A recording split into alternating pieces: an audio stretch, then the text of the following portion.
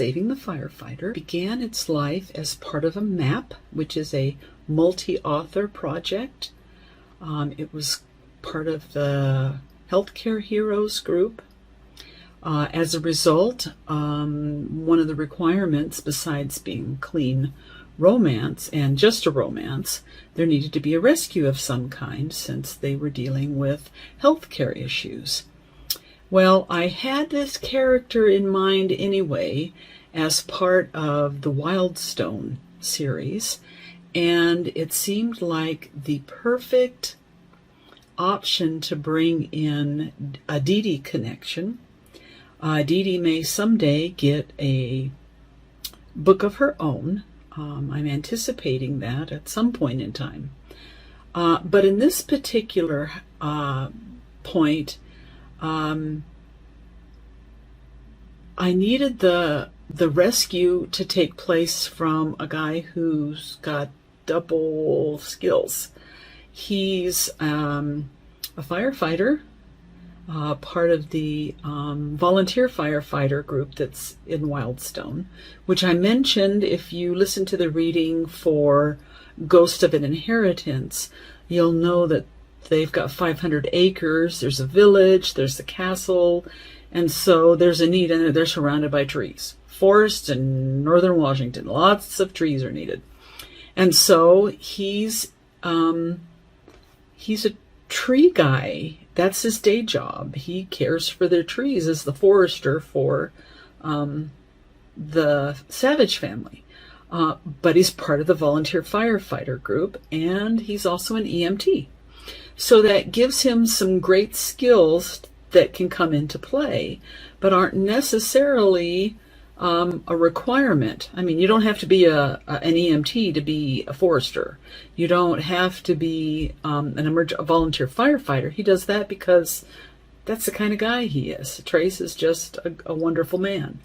So anyway, I needed to find a gal who would be a good fit for him.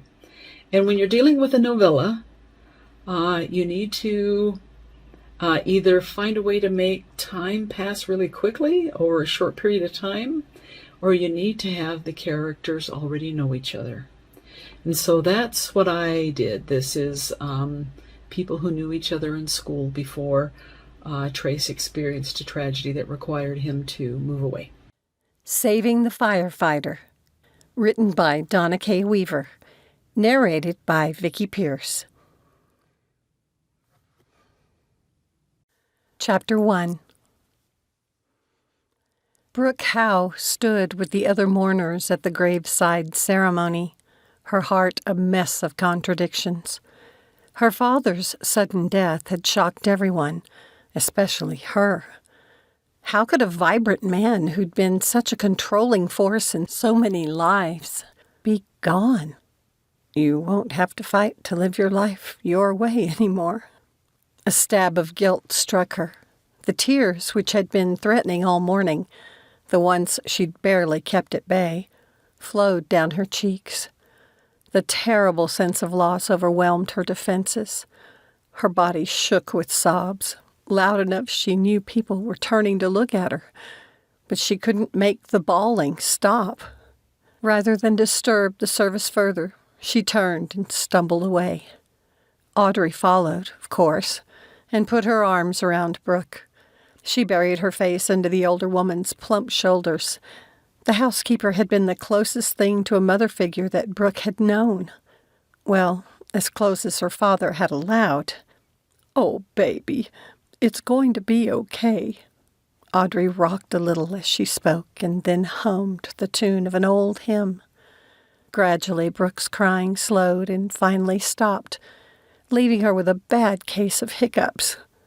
Such a public display would have horrified her father. She'd just turned 25. He'd always held a high standard of self-control and wouldn't have approved of her losing it in such a dramatic way. He'd have loved it, though, thinking it was all about him. "Thank you." She gave Audrey a big squeeze before stepping back. Wiping her eyes, Brooke glanced back at the grave. The minister had finished, and some attendees were leaving. Others scanned the crowd until they spotted Brooke. Most approached warily. They'd never seen Randall Howe's only child put on such a display before. The people, however, were gracious as they offered their condolences. Fortunately, none stayed to chat, so all she had to do was to nod and give a weak smile and maybe shake their hands. When they'd gone, the only person left was Gary Shapiro, her father's attorney. He stepped forward, not bothering with small talk. "You've already seen your father's will," the rotund man said, pulling out a handkerchief. "So you know you inherit everything, including his interest in the firm." Brooke wanted nothing to do with the law office. The original decision for her to work in the law library there had been her father's doing. He'd encouraged her to study law and become a partner with him. When he'd discovered she'd changed her classes behind his back, he'd gotten so angry at her that it scared her a little. It'd also been the first time she'd openly fought for what she'd wanted. Brooke bit back a smile at the memory. He'd threatened to cut her off. She told him she'd move out. Her father hadn't believed her until she'd packed a bag and headed out the front door where a friend waited to take her away. Suddenly, Brooke's father had decided she could study library science after all, and then acted like it'd been his idea. "Your father's partners are worried." Shapiro wiped his sweaty brow. "Because they're afraid of who I'll sell it to," Brooke sighed. Her father had partnered with men just like him. She had little doubt that as soon as they'd heard he'd dropped dead, they'd begun worrying about which of them would maneuver his way into the controlling interest. Weariness filled her. Brooke was sick and tired of control-freak men. She was done with people telling her what to do. "I'm free." The thought gave her pause. She was free now, free of her father's control. But free to do what? Brooke glanced at the attorney. Free of the firm, for one. She still bore the emotional wounds from his partner's condescending attitudes, like the attorney who'd always decide to check his phone every single time she spoke in a meeting, or the one who'd interrupt her before she ever had a chance to speak. "Anyone interested in my father's shares can submit an offer to me through you. If I'm not satisfied, I'll open it to the public to make offers." "Your father's partners will not approve," which made the idea of selling her interest to someone outside of the current partners even more appealing.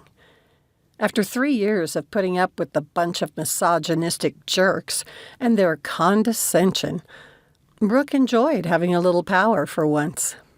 If she wanted to be petty, she could have fun with this.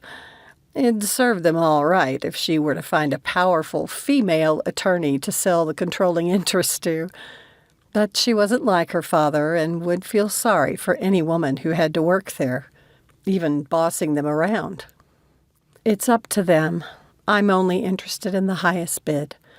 I'll leave it in your capable hands, Mr. Shapiro."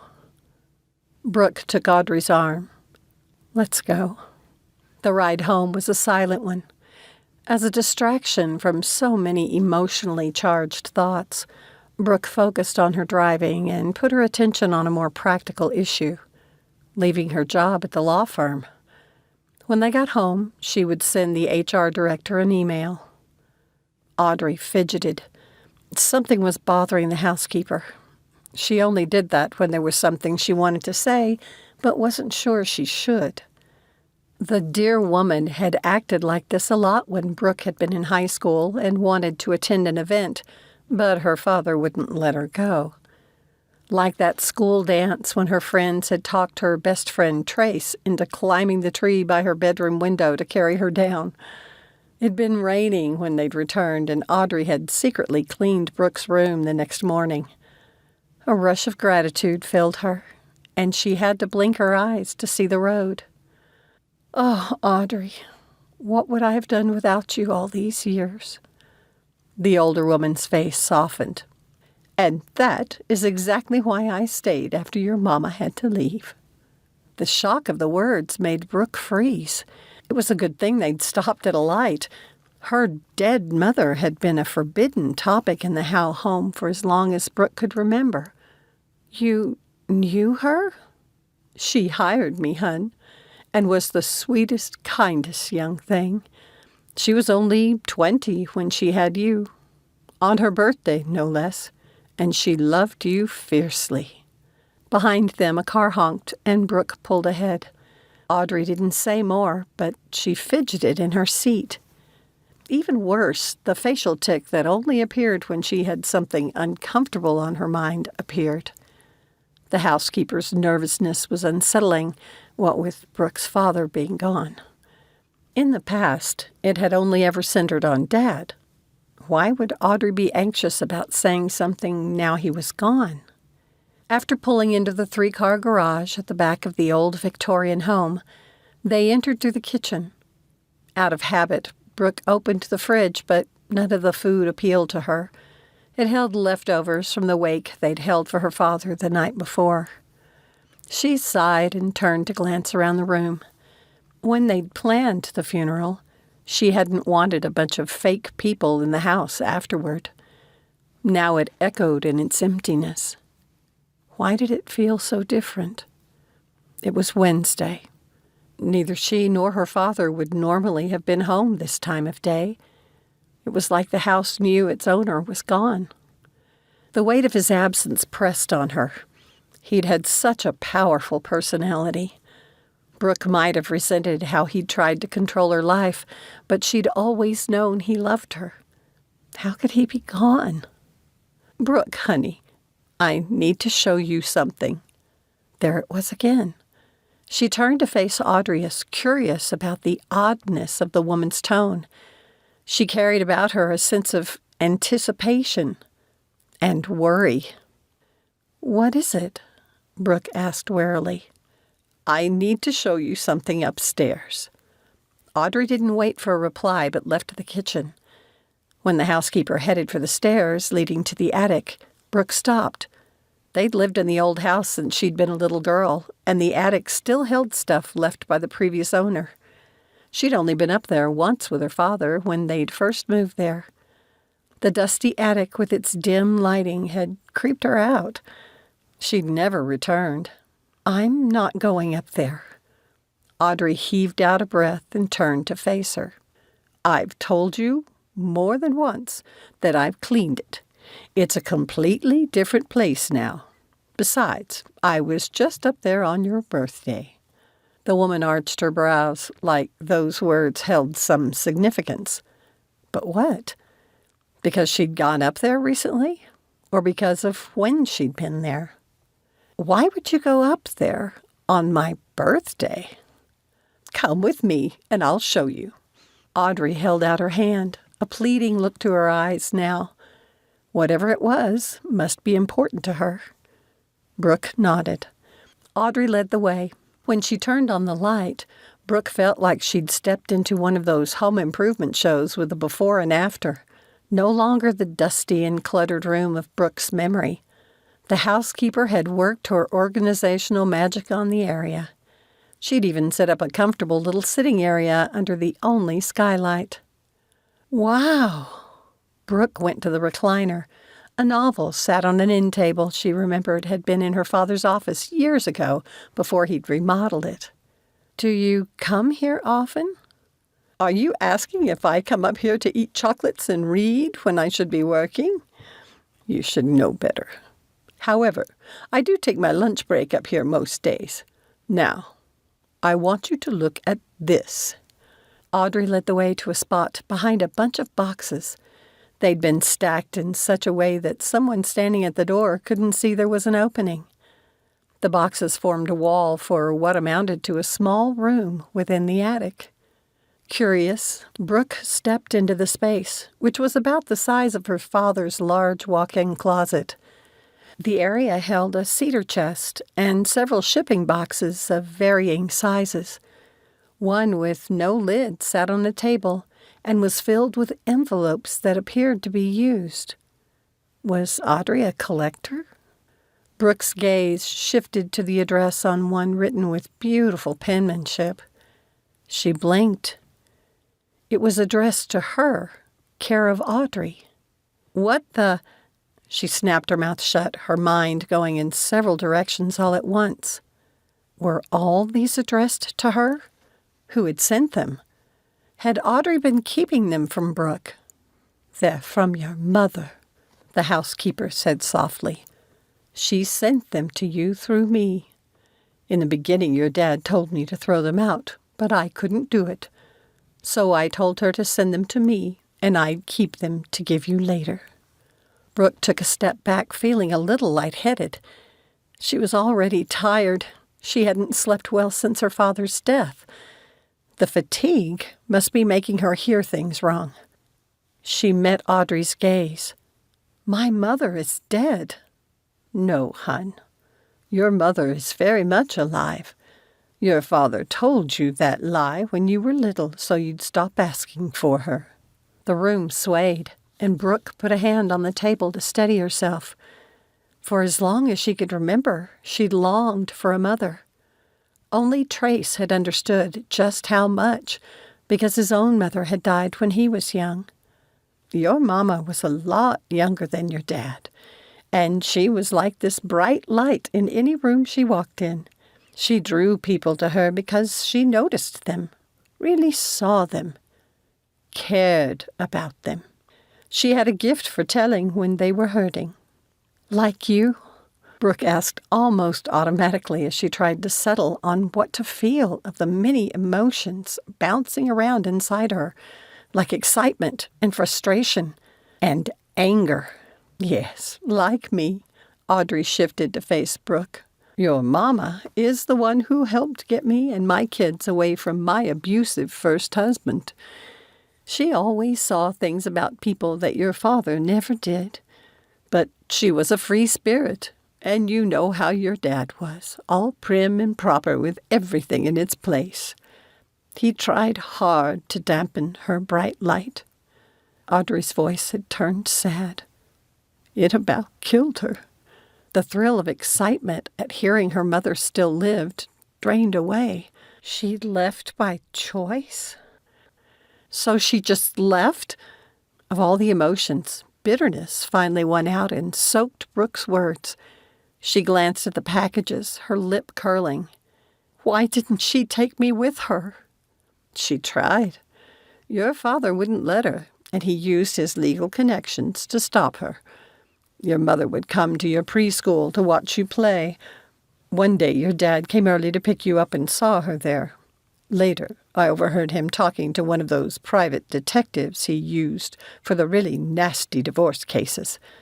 The next thing I heard, he'd gotten a restraining order to keep her away from you, and suddenly had evidence, Audrey made air quotes with her fingers, that your mother was unfit.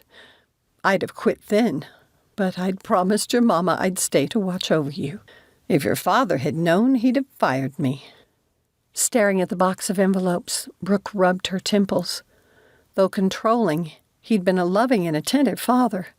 She didn't want to believe it of him. But she'd worked 3 years in his law office and had seen him in action. There, another side of him had appeared, a ruthless one. If he'd wanted something to happen, it happened. She could imagine her father sitting in his office planning with his staff how to demonize her mother. Her mother, alive.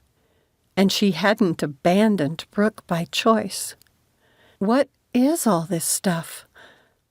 Mostly cards and presents for Christmas and your birthdays. Audrey glanced at the boxes. That first year, your mama tried to see you when she dropped off your Christmas presents. After that, he sold the house and moved to this one. Brooke's mind flashed to a vague memory of a dream. A pretty blonde woman had come to the door at Christmas. The details had faded, but she recalled how badly she wanted to go to the woman. In the dream, Audrey had pulled her up the stairs to the first landing, out of sight, but where they could hear. The woman had pleaded with her father to let her in, and she must have tried to force her way into the house. It was the only time Brooke could remember her father striking anyone, and the sound of the slap had scared her. Only when he'd threatened to call the police had the woman left. In the dream, little girl Brooke had climbed onto the landing's window seat to look out the window. She'd watched as the sobbing woman had walked away from the house, a hand on her cheek. When she'd paused to look back, Brooke's father had shouted something from the doorway, and the woman had hurried away. Only now did Brooke recognize what she'd seen on the woman's face. Despair. Had it not been a dream, but had really happened? Brooke's body tensed, her hands shaking as heat flushed through her. Her father had lied to her. How dare he? All these years she'd been longing for a mother, and he'd been keeping her away. Audrey put a calming hand on Brooke's shoulder and said softly, "You two share your birthdays." The housekeeper had mentioned that earlier, but the words sunk in now. Brooke stared at the birthday presents stacked in the little alcove. Her mother had sent them. "Why did you never give these to me?" "You really need to ask me that?" Audrey asked, disbelieving. Brooke shook her head. Her father had always insisted he must see and approve any gift she received. Now she understood why. "Even after I turned 18? "I almost told you then, but you were still firmly under his control. I didn't know how you'd react. If he'd found out I'd kept all this stuff, he'd have fired me on the spot and had them all destroyed. You'd never have seen them." That was true enough. At 18, Brooke had still thought the sun rose and set on her father. It hadn't been until the last few months that she'd seriously considered breaking out on her own. She picked up a card with a postmark of only 2 weeks ago. What must it have been like for her mother, year after year, to celebrate her own birthday and wonder about the child she'd been forced to leave behind? Brooke knew what she had to do. "Can you help me carry all this stuff downstairs?" she asked, pulling out her phone. "Of course, but what are you up to?" "I'm going to find my mother." Chapter 2. "Don't forget the rake," Trace Barton's boss called from the castle gardening shed. "They need that and the shovel right away." "Got it." Trace tossed them into the back of his pickup and jumped inside. This year's maintenance blitz had even more projects than in past years. People were finally getting the hang of it. Of course, the additional volunteers had also increased the number of times Trace had to run back and forth between the Savage Citadel and the village of Wildstone for more tools. Out of habit, he didn't speed along the road connecting the two. Even during the blitz, there was foot traffic between the two parts of the Wildstone Park historical village. When he parked in the employee lot behind the buildings, he noticed an unfamiliar car nearby. It hadn't been there when he'd left to get the tools. The village was closed to the public today for the blitz, and the main gates had a guard. Only employees or guests at the hotel or inn could get in. Who did the car belong to? As a volunteer firefighter and also a forester, solving mysteries was part of his job. But no one's life was in danger, and people needed the tools he had. Letting out a breath, he hurried by. As soon as he delivered the tools, other workers started asking him questions about trees. Several needed more than simple answers, but required decisions beyond his authority to make. And Trace was only the park's forester, not the boss. "Wanda, you know I'm not in charge," he told the cook from the ye old Hawthorne Inn. The plump, motherly woman was obviously impatient for an answer. Usually the one directing guests at the B&B, it must irritate her not to have answers at her fingertips. She glanced around, searching for Mrs. Savage, one of the owners. She stood patiently talking to some workers. "Gabby will have to decide that," Trace told Wanda.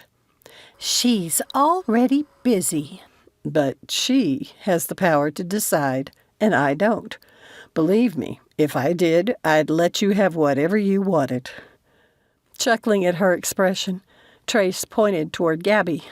"You might as well get in line. The sooner you do, the sooner you'll have your answer. Now, I have to get back to my assignment." He nudged her gently toward the group. "If you had a pot of coffee in your hand, you wouldn't hesitate." "It's a good thing I like you, Trace." Wanda huffed and strode away, but the corner of her mouth twitched. Trace loved his job, if only because of the quirky people he got to work with. He enjoyed the close-knit community where the residents were also the folks who ran the shops and lived above them. It made Wildstone an unusual gated community, which just happened to be a theme park, too.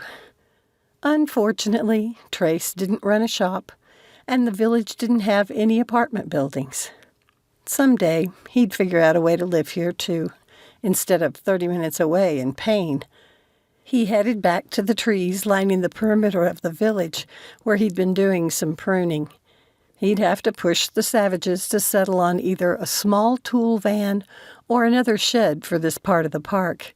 With nearly 200 acres to care for, they needed one or the other, possibly both. Once again, not his decision. Trace enjoyed being asked his opinion by the owners, and taken seriously, too. But he didn't mind not having the added burden of command. Before inheriting the property, the family had owned a construction business in California. They had experience in building things, including businesses. He didn't. Where they needed him was in dealing with a growing village. Surrounded by acres of forested land, he got to decide which trees to keep and which to harvest. Expanding the park also brought the need for more maintenance staff. He hoped they could figure out the right balance size-wise. It'd be a shame to ruin the village feel of Wildstone by making it too large. With his pruning shears in hand, Trace reached for a branch. For a second, he thought he saw something from the corner of his eye. When he turned his head in that direction, nothing was there. But the tiny dot had followed the movement of his head. He knew what it meant all too well.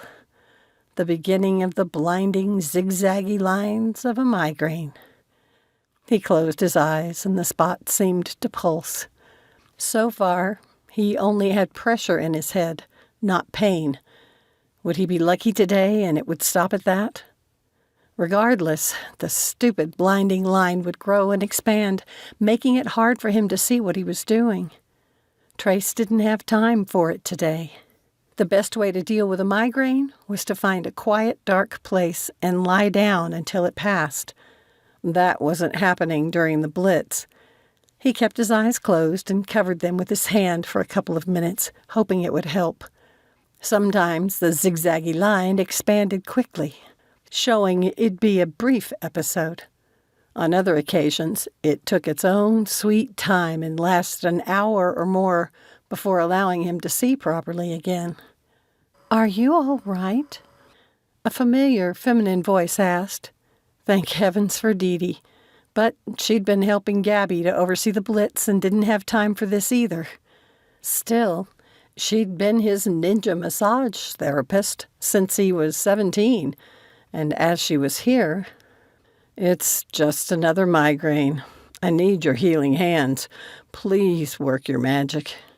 Keeping his left hand over his still closed eyes to block the light, Trace extended his right hand toward the voice. Brooke stared at the large hand thrust in front of her. Something about the guy seemed familiar, but if he thought she had healing hands, he'd obviously mistaken her for someone else. The guy's body language screamed tension, though, and she knew a little about migraines. She'd had a friend in college who'd suffered from them. Audrey had always taught Brooke that if she could help someone else, she had an obligation to try. It was the price of rent to live on the planet. It was a philosophy the exact opposite of her father's take on life. Maybe that was why it struck a chord with Brooke. providing a way for her to oppose him in something. But she also agreed with it. Besides, the guy looked like he worked here and might point out her mother. She smiled. He could, once he uncovered his eyes, anyway. Tentatively, Brooke took the large hand in hers and found the spot her friend had talked about. As Brooke applied pressure between the man's thumb and pointer finger, the calloused skin confirmed her guess that he worked with his hands. She had the impression that they were saving hands. Hands that could be trusted. Interesting, considering his dress said he might be a gardener. While at her father's law firm, Brooke had gotten good at assessing people, enough so that she and her father had taken to discussing her observations at dinner. During the last year, he'd sometimes invited her to observe during negotiations. She'd sat quietly in a corner. When her father wanted her impressions, he'd call for a break to hear her thoughts. Saving hands. Did this man save lives? He had a few other scars, too, including a few white ones she associated with burns. "You're off your game today." The man's voice had turned worried. "Are you all right? You haven't taken on too much, have you?" "Do you mean about helping with your headache?" Brooke asked, amused. "I admit, I only know a little about this, and I haven't done this procedure in years." The man dropped the hand covering his eyes and opened them. He squinted, his eyes tight, as though the light bothered him. His dark eyes met hers, and he frowned, his cheeks flushing. He pulled his hand from hers and stepped back. "I'm sorry. I thought you were someone else." His chagrined expression was kind of adorable. The tension still in his face made her heart twist in sympathy. He said, "I need Dee Dee to fix this." A stab of excitement hit Brooke. How many women named Dee Dee could a small place like this have? But before Brooke could speak, the man had turned and was striding toward some other people. "Hey, wait!" she cried, hurrying after him. She didn't want to lose him in the crowd. Brooke grabbed his hand at the same time he twisted back toward her. It pulled her forward, right into his chest. It set him off balance. They fell backward and hit the grass. She landed on his hard chest, which knocked the wind out of her. Stunned, she lay with her head on his chest for a second, surprised at how good he smelled for someone who had been working. She lifted her head. The man hadn't opened his eyes. His arms wrapped loosely around her. Brooke recalled how he'd pulled her against him as they fell, like he'd been trying to keep her from hitting the stone curb. Her impression had been right. His instincts were to protect. "Are you all right?" she asked, concerned that he hadn't moved. "Yeah," he said, his eyes still squeezed tight. "Are you?" "I'm fine, thanks to you." "I need Dee Dee." "Hey, Barton, got yourself a new girl?" a male voice teased from behind them. Brooke scrambled to her feet and turned to face the laughing stranger. She said, "Barton needs Dee Dee." The smirk left the man's face. Others were gathering around them amid calls for Dee Dee. Self-conscious, Brooke backed up and the people closed around the young man on the ground. He reminded her of someone, but she'd never been to Washington State before. "I'm all right, you guys," Barton grumbled. "I just tripped. Sheesh, people. Give me some room, please. If you move back, I can stand up on my own." Brooke hugged herself. In trying to help with the poor guy's headache, she'd made things worse for him. More people gathered around him, so she searched the faces in case this Dee Dee arrived.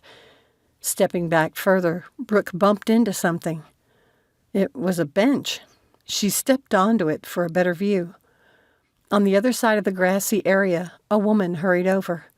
The crowd opened a pathway to Barton for her. Was this the woman? And could she be the right Dee Dee? Brooke felt lightheaded, and she had to remind herself to breathe. This might not be the right person. Yes, the woman had blonde hair, And Brooke's hair got gold streaks in it when she spent a lot of time at the beach. But that didn't mean this woman was her mother. But what if she were? And she rejected Brooke. Could she stand it? She'd just lost her father. He'd had plenty of flaws, but she'd known he loved her. What if Audrey had been wrong and Dee Dee had stayed away because she wanted to forget her past? The too familiar ache in Brooke's chest tightened, making it even harder to breathe. She shouldn't have come, not without warning. Feeling dizzy, she stepped off the bench. Brooke retreated to the shop called the Mystic Crystal, the one with Dee Dee Alexander's name as the proprietor. "This is embarrassing," Trace grumbled as Dee Dee worked on his hand. At least most of the people had gone back to work. The zigzaggy lines had quickly widened. With her working her magic, the pressure in his head had already eased a lot. Now if he hadn't tripped when that girl had taken his hand. Once he'd actually looked at her, Trace was sure he'd seen her before, but he couldn't place where. "They're your friends, Trace. They're used to you doing the saving." Dee Dee sounded way too amused as she shifted to his other hand. The handsome firefighter and all that. Right. Trace shot her a flat look. Haley had taught him all too well that being a firefighter, among other things, could kill a relationship. "Don't judge all women by Haley," Dee Dee said, like she'd read his mind. How did she do that? Even after all these years, her intuitiveness still surprised him. She continued, "I know you really cared for her, but I always thought she was too young for you. Someone in your profession needs a partner who understands and respects your need to serve." "I'm a forester." It was her turn to give him a flat look. The firm kindness in her eyes made him feel like a chastised little boy who disappointed his mother by putting himself down. "Yes, you're a forester, but you're a volunteer firefighter who's also trained as an EMT. Just now, a couple of people mentioned you having a new girlfriend with you, but I didn't see her. Is there something I should know?" Dee Dee sent him a sly look. "Fess up." "There was a girl, but I don't know who she was. She sounded just like you." Trace explained what had happened, cringing mentally at how he'd just stuck out his hand to a total stranger and told her to work her magic. What must she have thought? "But where is she now?" "I have no idea." Dee Dee looked like she was trying not to laugh. "So we have a mystery girl, huh? This is intriguing. How did she get into the park?" "I noticed an unfamiliar car earlier." Trace looked toward Dee Dee's shop. And there was the mystery woman standing in front of the Mystic Crystal. "That's her. Did you forget about an appointment?" "No." Dee Dee glanced back at the workers and then faced her shop again. "I guess I should see who it is." She moved forward, and Trace trailed along a few steps behind her, his headache almost gone. As they slowly approached, Dee Dee and the young woman stared at each other. Trace studied the pretty brunette. What was it about her that was so familiar? Dee Dee slowed as she got closer. The young woman brushed aside a strand of her long hair with a shaky hand. Why was she nervous? "Mama?" Chapter 3. Brooke had barely uttered the single word when she found herself pulled into a tight embrace. "Oh, baby, it's you," the blonde woman said in a voice full of emotion, her cheeks already moist. "How did you get away from Randall?" Care to introduce us?" the cute headache guy said. "Oh, yes. Where are my manners?" Dee Dee stepped back and wiped her eyes. "This is my daughter, Brooke Howe. Brooke, this is Trace Barton." Trace Barton. With the name came a flood of memories, and Brooke stared at him. No wonder he'd reminded her of someone. Oh my gosh, Trace! She stepped forward. Recognition had flashed across his face, and he didn't hesitate to pull her into a hug. There was so much more to him now than the slender teen he'd been in high school. Her old friend had filled out nicely, and she'd thought he'd been in good shape then. "Dee Dee's your mom?" he asked, stepping back. "I thought your mother was dead." "I thought so, too." Brooke's throat tightened as she stared at her mother. She still had the blonde hair she'd worn in the single photo Audrey had been able to find. It felt surreal to be facing the woman after believing her dead for 20 years. "Yeah, you have Dee Dee's eyes." Trace nodded, looking between them. "Not the color, but the shape. And you must get the gold highlights in your hair from her." "You knew my daughter and never told me?" Dee Dee asked him, sounding hurt. Trace held up his hands. "First, you only admitted to having a daughter a couple of weeks ago, and you never told me her name. Second, I knew Brooke before the fire. We lost track of each other after that." "Ah," Dee Dee breathed at the same time Brooke said, "Exactly." She and her mother looked at each other and laughed. "See, I told you she sounded like you, Dee Dee," Trace said. Still furious at her father for having lied to her, an unexpected sense of satisfaction filled Brooke. She couldn't help hoping her father had remembered the sound of Dee Dee's voice and twitched internally every time Brooke had spoken. "It's such a blessing that she's found us both." Dee Dee glanced back at the workers. "I want so much to talk, Brooke, but I have a cleanup crew to direct. We should be done in a couple of hours if you don't mind waiting." Brooke's chest tightened. She'd come at a bad time. Once she'd gotten her mother's address, she had to come right away and in person. She should have written instead. Before she could apologize and offer to come another day, her mother took her hand. "You'll wait for me, won't you? And stay with me for a while, I hope? We have 20 years of catching up to do." Dee Dee's tone had a hint of pleading, but no pressure. It was so different from how Brooke's father would have handled it. He'd have made it a demand and never doubted people would obey him. "Thank you for such a warm welcome. I'd love to stay." Brooke glanced at Trace standing nearby and then back at her mother. "I hate to hang around while everyone else is working. Can I help with your blitz thing?" "Good idea," Dee Dee smiled at Trace. "Since you two knew each other before, this would be a good time for you to get reacquainted too. Could you use a helper?" "Sure." He turned to Brooke, his expression doubtful. "Do you know anything about pruning?" "A little, but I'll need gloves." "Oh, we have plenty of extra gloves," Trace grinned. "You'd be surprised how many we go through for the blitz." He nodded at a man who was striding toward him. "Looks like Cade needs you, Dee Dee." The tight look of indecision on her mother's face made Brooke's heart swell. She pulled Dee Dee in for a quick hug, whispering, "I'll be here when you're done." "Thank you." Dee Dee's expression turned stern as she looked at Trace. "You take care of my daughter."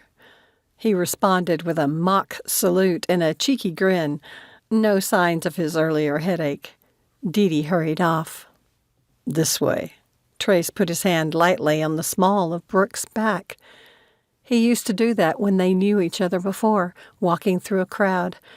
She'd always found it comforting. Some guys she dated over the years would have made it a possessive gesture, while others a sign she was incompetent. Trace hadn't been like that when they were younger, and his touch now carried with it a sense of caring, protective without being demeaning. "Do you mind explaining why you told everyone your mother was dead?" Trace asked. "Because until a few days ago, I thought she was." By the time Brooke had given him an executive summary of Audrey's big revelation, they'd reached the trees surrounding the grassy square. Several people were painting the Victorian gazebo, while others were replacing a few broken bricks along the walkways. "That's insane," Trace said when Brooke had finished. He stopped, dropping his hand.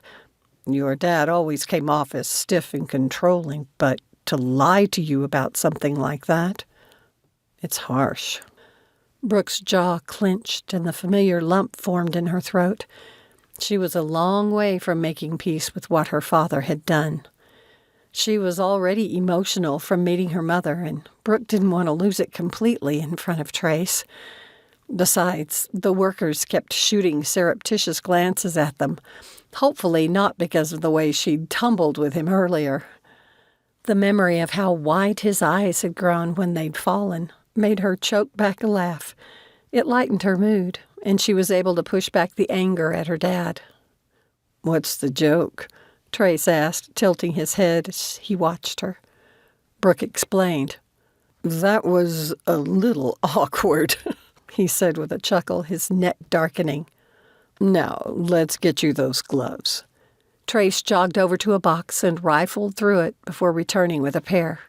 She doubted he could have gotten them past his fingers. She'd forgotten what big hands he had, and tough based on the number of calluses on them. "This way."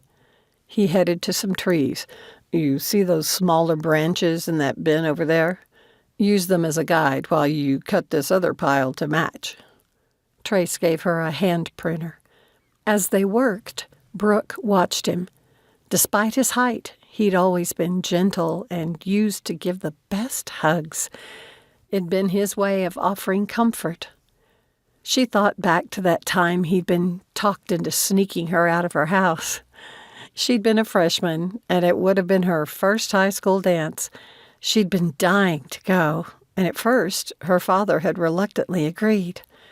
Brooke hadn't even been dressed outrageously.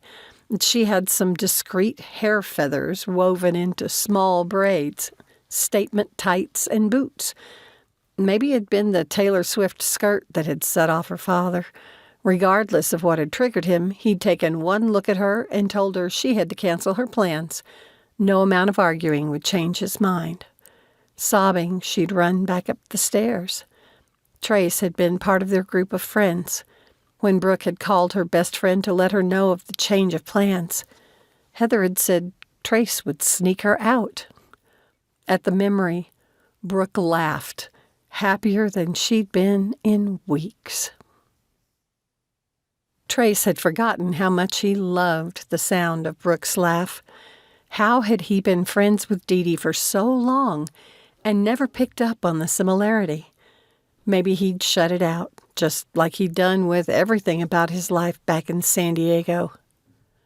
"Tell me," he told Brooke. "Do you remember the time you guys all snuck me out?" He chuckled and went back to his cutting. "I'm not likely to forget it. Heather insisted it'd be easy to climb up to your window and bring you down with me." "You were amazing." Brooke snipped away at the small branches. "I confess, I was a little nervous when I saw you climbing up that tree." "And yet you didn't hesitate to get on my back." He shot her a pleased, sidelong glance. "You were like a monkey. I'd never seen anyone so agile in a tree." "Do you have any idea how scary it was when you put your trust in me?"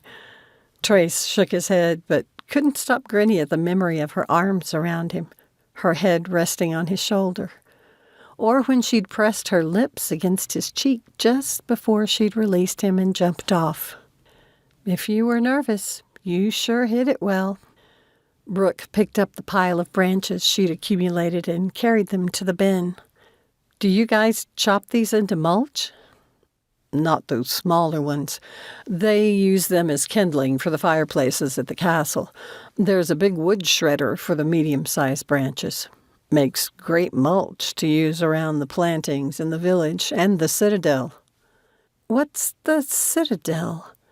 Trace paused, staring at her.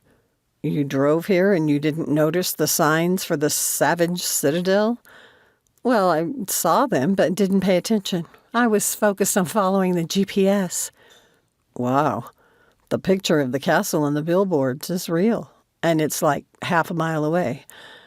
A real Irish castle that was dismantled and reassembled here. It's owned by the Savages, too, and is part of the park. My mind was on finding my mother, but I'd like to check out the castle while I'm here. Brooke's expression turned worried as she began cutting the branches again. Is she as nice as she seems? Your mom? Nicer, but I might be biased. Trace shrugged. After the fire, I started getting bad headaches. Granddad took me to Dee Dee for help. She's mothered me ever since and totally bosses me around. You're 27 and you let her get away with that? Brooke's tone held humor rather than disapproval. Now that I know she had a daughter stolen from her, he said, rubbing an eyebrow, it makes me wonder if all the mothering she does comes from not getting to mother you. Maybe. I hope I'll get to find out for myself. Brooke scanned the forest and village. Tell me how you ended up in Washington. Since my dad had died in the fire, my grandfather became my guardian. Trace had been on a lot of pain meds then, but he thought he remembered Brooke coming with some of their friends to visit him. He'd been bandaged. Would she have been able to tell how badly his chest had been burned? Trace shrugged, trying to throw off the insecurity that came whenever he referred to anything relating to his scars. After I got out of the hospital, I came to live with him. He'd just retired and sold his house in Spokane. Since he'd always wanted to be a farmer, he bought some land north of Seattle. Brooke brushed aside a strand of her light brown hair. It was silky like her mother's. Brooke was a little taller than her mom. Her head would fit perfectly on his shoulder. No, he wouldn't go there. Yes, Trace had thought she was cute back in high school, and she'd grown into a beautiful woman with those full lips. Sheesh. He gave himself a mental kick and touched his shirt as a reminder of the burns underneath. Then he pulled to mind the look of disgust on Haley's face when she'd seen them. There was a good reason he wasn't dating anymore. You okay? Brooke asked softly, a crease between her brows. Your migraine's not coming back, is it? No, just some bad memories. I'm sorry. She surveyed the historic building surrounding the square. So this place is a theme park or something? The closest thing I can compare it to is Williamsburg back east. All of this property is owned by the Savage family. Trace gave the tree he was working on one last scan. And what's this blitz thing? The week before school lets out for the summer, we have a maintenance blitz to get ready. After that, we'll be too swamped with people. We have so many tours come through here over the summer that we need another blitz once school starts. Does anyone live here? She picked up another batch of kindling. Almost everyone who's here today. In order to live here, you have to run one of the businesses. It's not a bad approach because it makes sure that everyone who lives here has a vested interest in the community.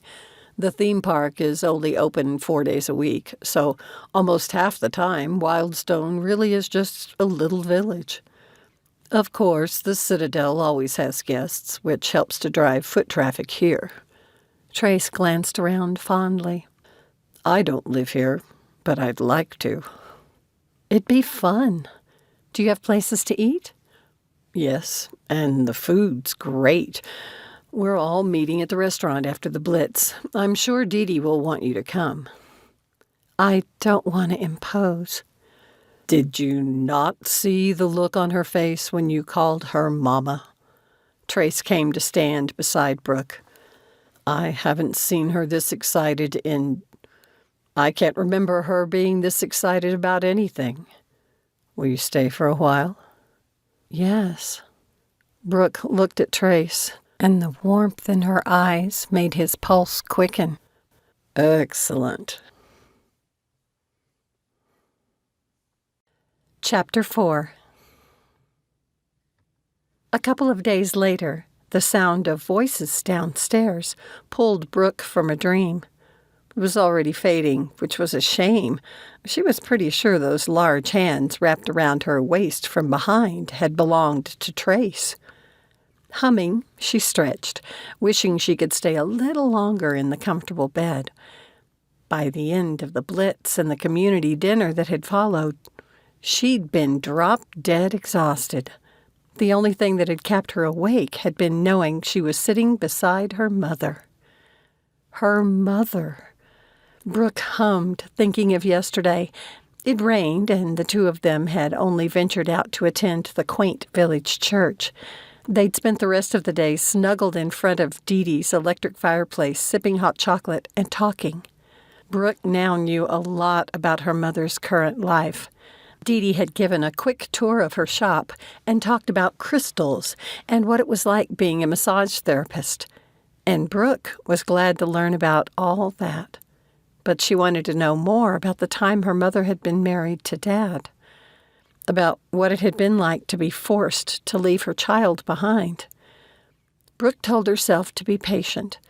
Every time she was tempted to ask, Trace's words would echo in her mind about how he'd only discovered Dee Dee had a daughter a few weeks ago.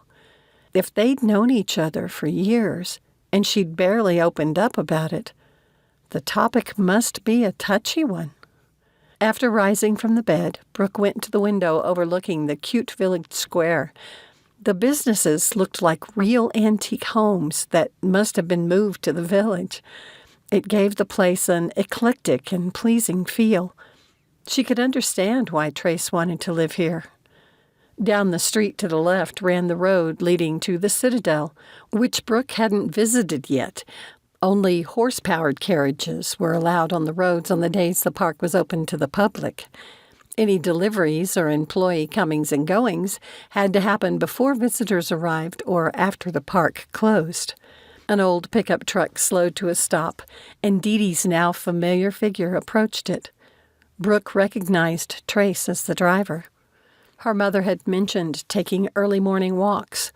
Brooke wished she'd gotten up earlier so she could have gone along. Besides, it would have given her a chance to see Trace again. He must have noticed Brooke because he stretched his hand out the window and waved. Dee Dee glanced over her shoulder and did the same. She was pulling out her phone as Brooke waved back.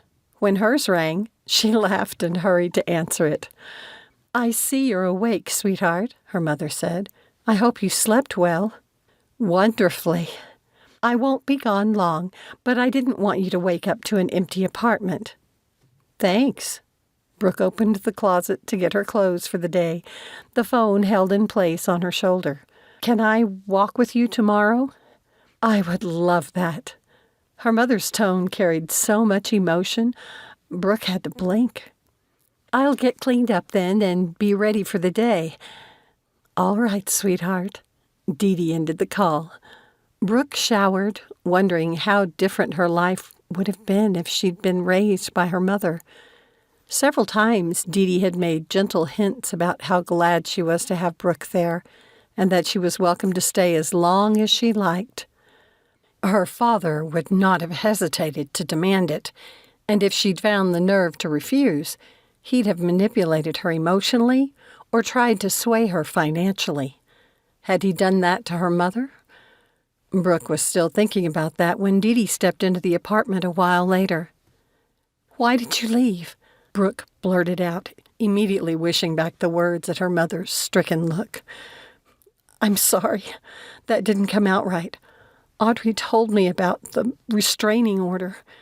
I guess what I really mean is, how could you bear to leave?" "It was the hardest thing I've ever done in my life." Dee Dee sank into a chair. "Randall always had to have the last word. I was only 19 when we married, you know. He was so much older than me, confident and self-assured. I was still figuring out who I was, and I put my trust in him to take care of us." "I'll bet he loved that." Brooke couldn't keep the bitterness from her voice. Tears swelled in Dee Dee's eyes, almost as though she could read Brooke's mind. "I'm so sorry if your life was hard with your father. You must hate me for abandoning you." Brooke sank to her knees in front of her mother. "We both know you didn't abandon me. I always knew Dad loved me and would provide for me. It just had to be on his terms. Believe me," she said with a wink. "I found ways to work around him and did most of the things that were important to me. I got away with a lot more than he ever knew." "Serious again," Brooke said. "I've tried to understand why he was like that. It made me wonder if something happened to him as a kid. Not that he'd have admitted it." Dee Dee perked up. "What are you thinking?" "Just that I have a friend whose family went through counseling because her mother was a control freak, kind of like Dad. It came out that her mom had been assaulted as a little girl. The counselor said it's not uncommon for victims to become control freaks. It's their way of taking back the power that had been stolen from them. Do you have any idea what might have happened to Dad?" "He never talked about anything like that. I discovered the hard way that all the Howe men were bullies, especially Randall's father." Dee Dee shook her head. "Maybe it was something the old man did. He died when I was in first grade. We didn't see him much anyway, so I have few memories of him. After he died, though, Dad had nothing to do with his family. From my little experience with them, that was a good thing." Dee Dee shifted uncomfortably in the chair and looked down at her hands. "I considered kidnapping you." For a second, a thrill rushed through Brooke. Then cold reality washed it away. Her mother would have been Brooke's age, trying to battle against a powerful man like Randall Howe. He'd have crushed her. "Well, I'm glad you didn't. I spent 3 years working at his law firm, and I know how dirty he was willing to play to get what he wanted. He'd have gone to any lengths to hunt you down and get me back. You'd have gone to jail, and he'd still have raised me." Brooke jumped up and gently tugged her mother to her feet, saying, "I'm happy you got away for your own sake. You're such a balm to my heart." Dee Dee pulled her close for a second before stepping back. "You said you wanted to help me with my inventory, and I appreciate it. But I hope you'll take some time to explore Wildstone and check out the castle. It's an amazing place." "I can't wait to see it. Now, I made some healthy shakes for breakfast. Don't make that face." Dee Dee laughed. "You used to do that as a baby, too, when you didn't like a type of food. We ate a bunch of junk food yesterday, which is dreadful on our bodies. Try one of my shakes first. If you don't like it, I'll understand. And we can buy some breakfast foods you do like." "All right. I'll take a sip of your shake, but I'm not promising anything."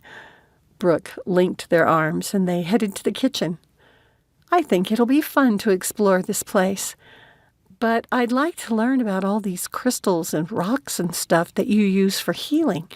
Maybe you can even show me what you did to Trace's hands for his headache."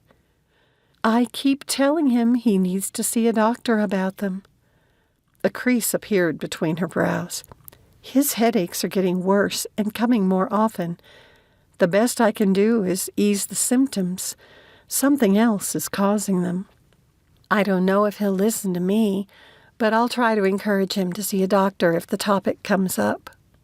"Thank you." Dee Dee pointed to the fridge. "I have delicious and healthy whole grain bread that makes a yummy toast. It goes wonderfully with the shakes. I'll make the toast then." As Brooke looked for a knife, she wondered what could cause recurring headaches. And what was it with guys that they didn't like to go to the doctor? She'd been bugging her father for over a year about seeing the doctor about his recurring indigestion, something she'd only recently learned could be a symptom of a heart condition. Brooke glanced out the window, wishing Trace was working in the village today. It seemed fitting he'd ended up studying to be a forester. She'd never known anyone else who was as at ease in a tree as he was. How crazy that he'd been friends with Dee Dee for nearly a decade. He'd stepped out of Brooke's life only to walk into her mother's. Not once while Brooke had prepared to bury her father would she have dreamed that her past was about to become her future, because she might not know for sure what to do long term, but she knew she wanted to do it here. Later today, she'd have to go for a nice long walk and check out this citadel. Dee Dee had mentioned there being a dessert cafe inside, and Trace was bound to be working in the area somewhere. Trace harnessed himself to the thick branch. They'd already used a lift last week to trim the larger branches. Now they were giving shape to what remained. "Just this one?" he called down to Coop, who stood a distance back as always to get a better view of the whole tree. With guests rambling on the edge of the grassy areas, it was imperative to trim the trees and get rid of dead branches. The number of people killed each year by falling trees and branches wasn't widely known. "For aesthetics, you might need to take out the branch to the left of it, too," Coop said. It was also important to Mrs. Savage that the views of the forest be attractive for guests. Sometimes it was a tough balancing act to keep the trees safe while maintaining a pleasing appearance. Trace had never imagined that working for a landscaping company might help to land him a job here. The first time Coop had seen Trace climb a tree in pain to trim some dead branches, and then discovered he had a degree in forestry, he'd offered Trace a job. Caring for the Savage family's forest had turned out to be his dream job. "Now, that's good. Let's move to the next one." Coop's phone rang and he turned to answer it. Trace lowered himself from the tree and started taking down his ropes. His thoughts drifted to Brooke, as they did every time he wasn't actively thinking about something else. He still couldn't quite get his head around her being here. And she was Dee Dee's daughter. How the woman had kept that little secret amazed him. When he'd waved at Brooke this morning, he hadn't even minded how his coworker, Colin, had razzed him about it. In high school, Trace had been best friends with her, never admitting his crush on her to anyone. He'd like an opportunity to get to know her again. They'd always been easy in each other's company. So far, it looked like that hadn't changed. A hint niggled at him that they could be more than friends. It was too wishful, and he refused to consider it. He didn't want to ruin it by trying for more. He and Haley had been friends before they'd started dating, so he'd lost a friend and a girlfriend. Trace had no wish to go through that again any time soon. Besides, Brooke was only visiting. "You better not daydream while you're up in a tree. Thinking of Dee Dee's daughter?" Coop gave Trace's shoulder a nudge. It was easy for Coop to tease, since he'd gotten the girl of his dreams. Trace remembered all too well when the big guy had returned from a summer internship in Sacramento 4 years ago, commiserating about how he'd blown an opportunity to tell Leah Savage how he'd felt about her. The following year, her father had inherited the Citadel, and they'd moved here. "There's nothing wrong with finding old friends. At least I don't have to worry about mine becoming my boss." Trace put on a mock frown, glancing in concern. "You're not planning to hire Brooke, are you?" "Ha ha, no.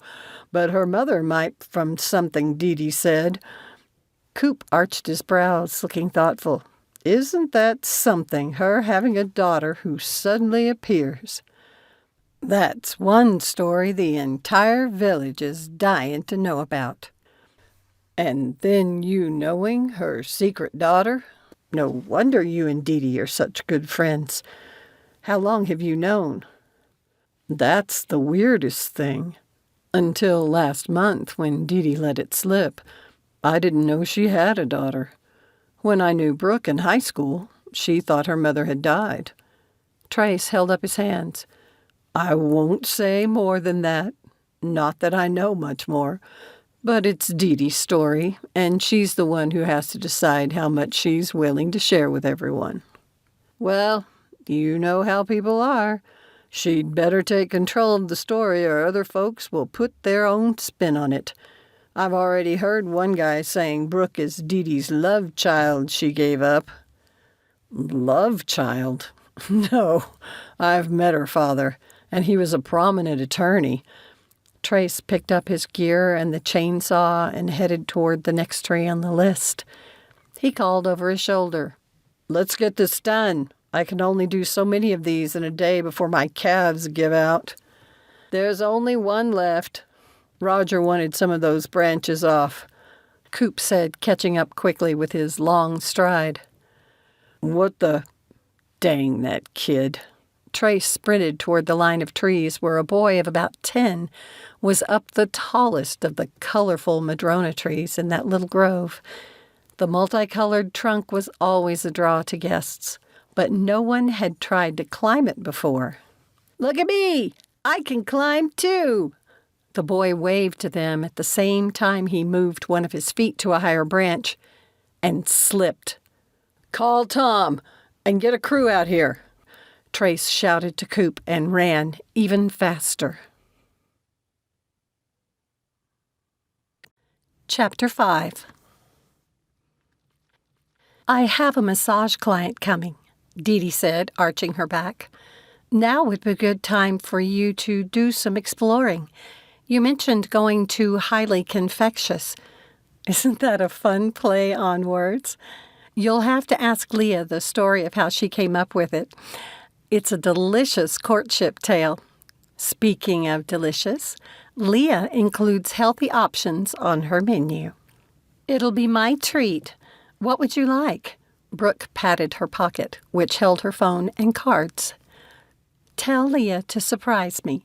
Dee Dee paused, watching Brooke and smiling softly. It's so nice to have you here. I hope you're comfortable. Oh, I am. I love it. Brooke gave her mother a quick hug before heading to the door. After yesterday's rain, the weather was warm today. Washington warm, anyway. A perfect day for a walk through the tree tunnel leading to the castle grounds.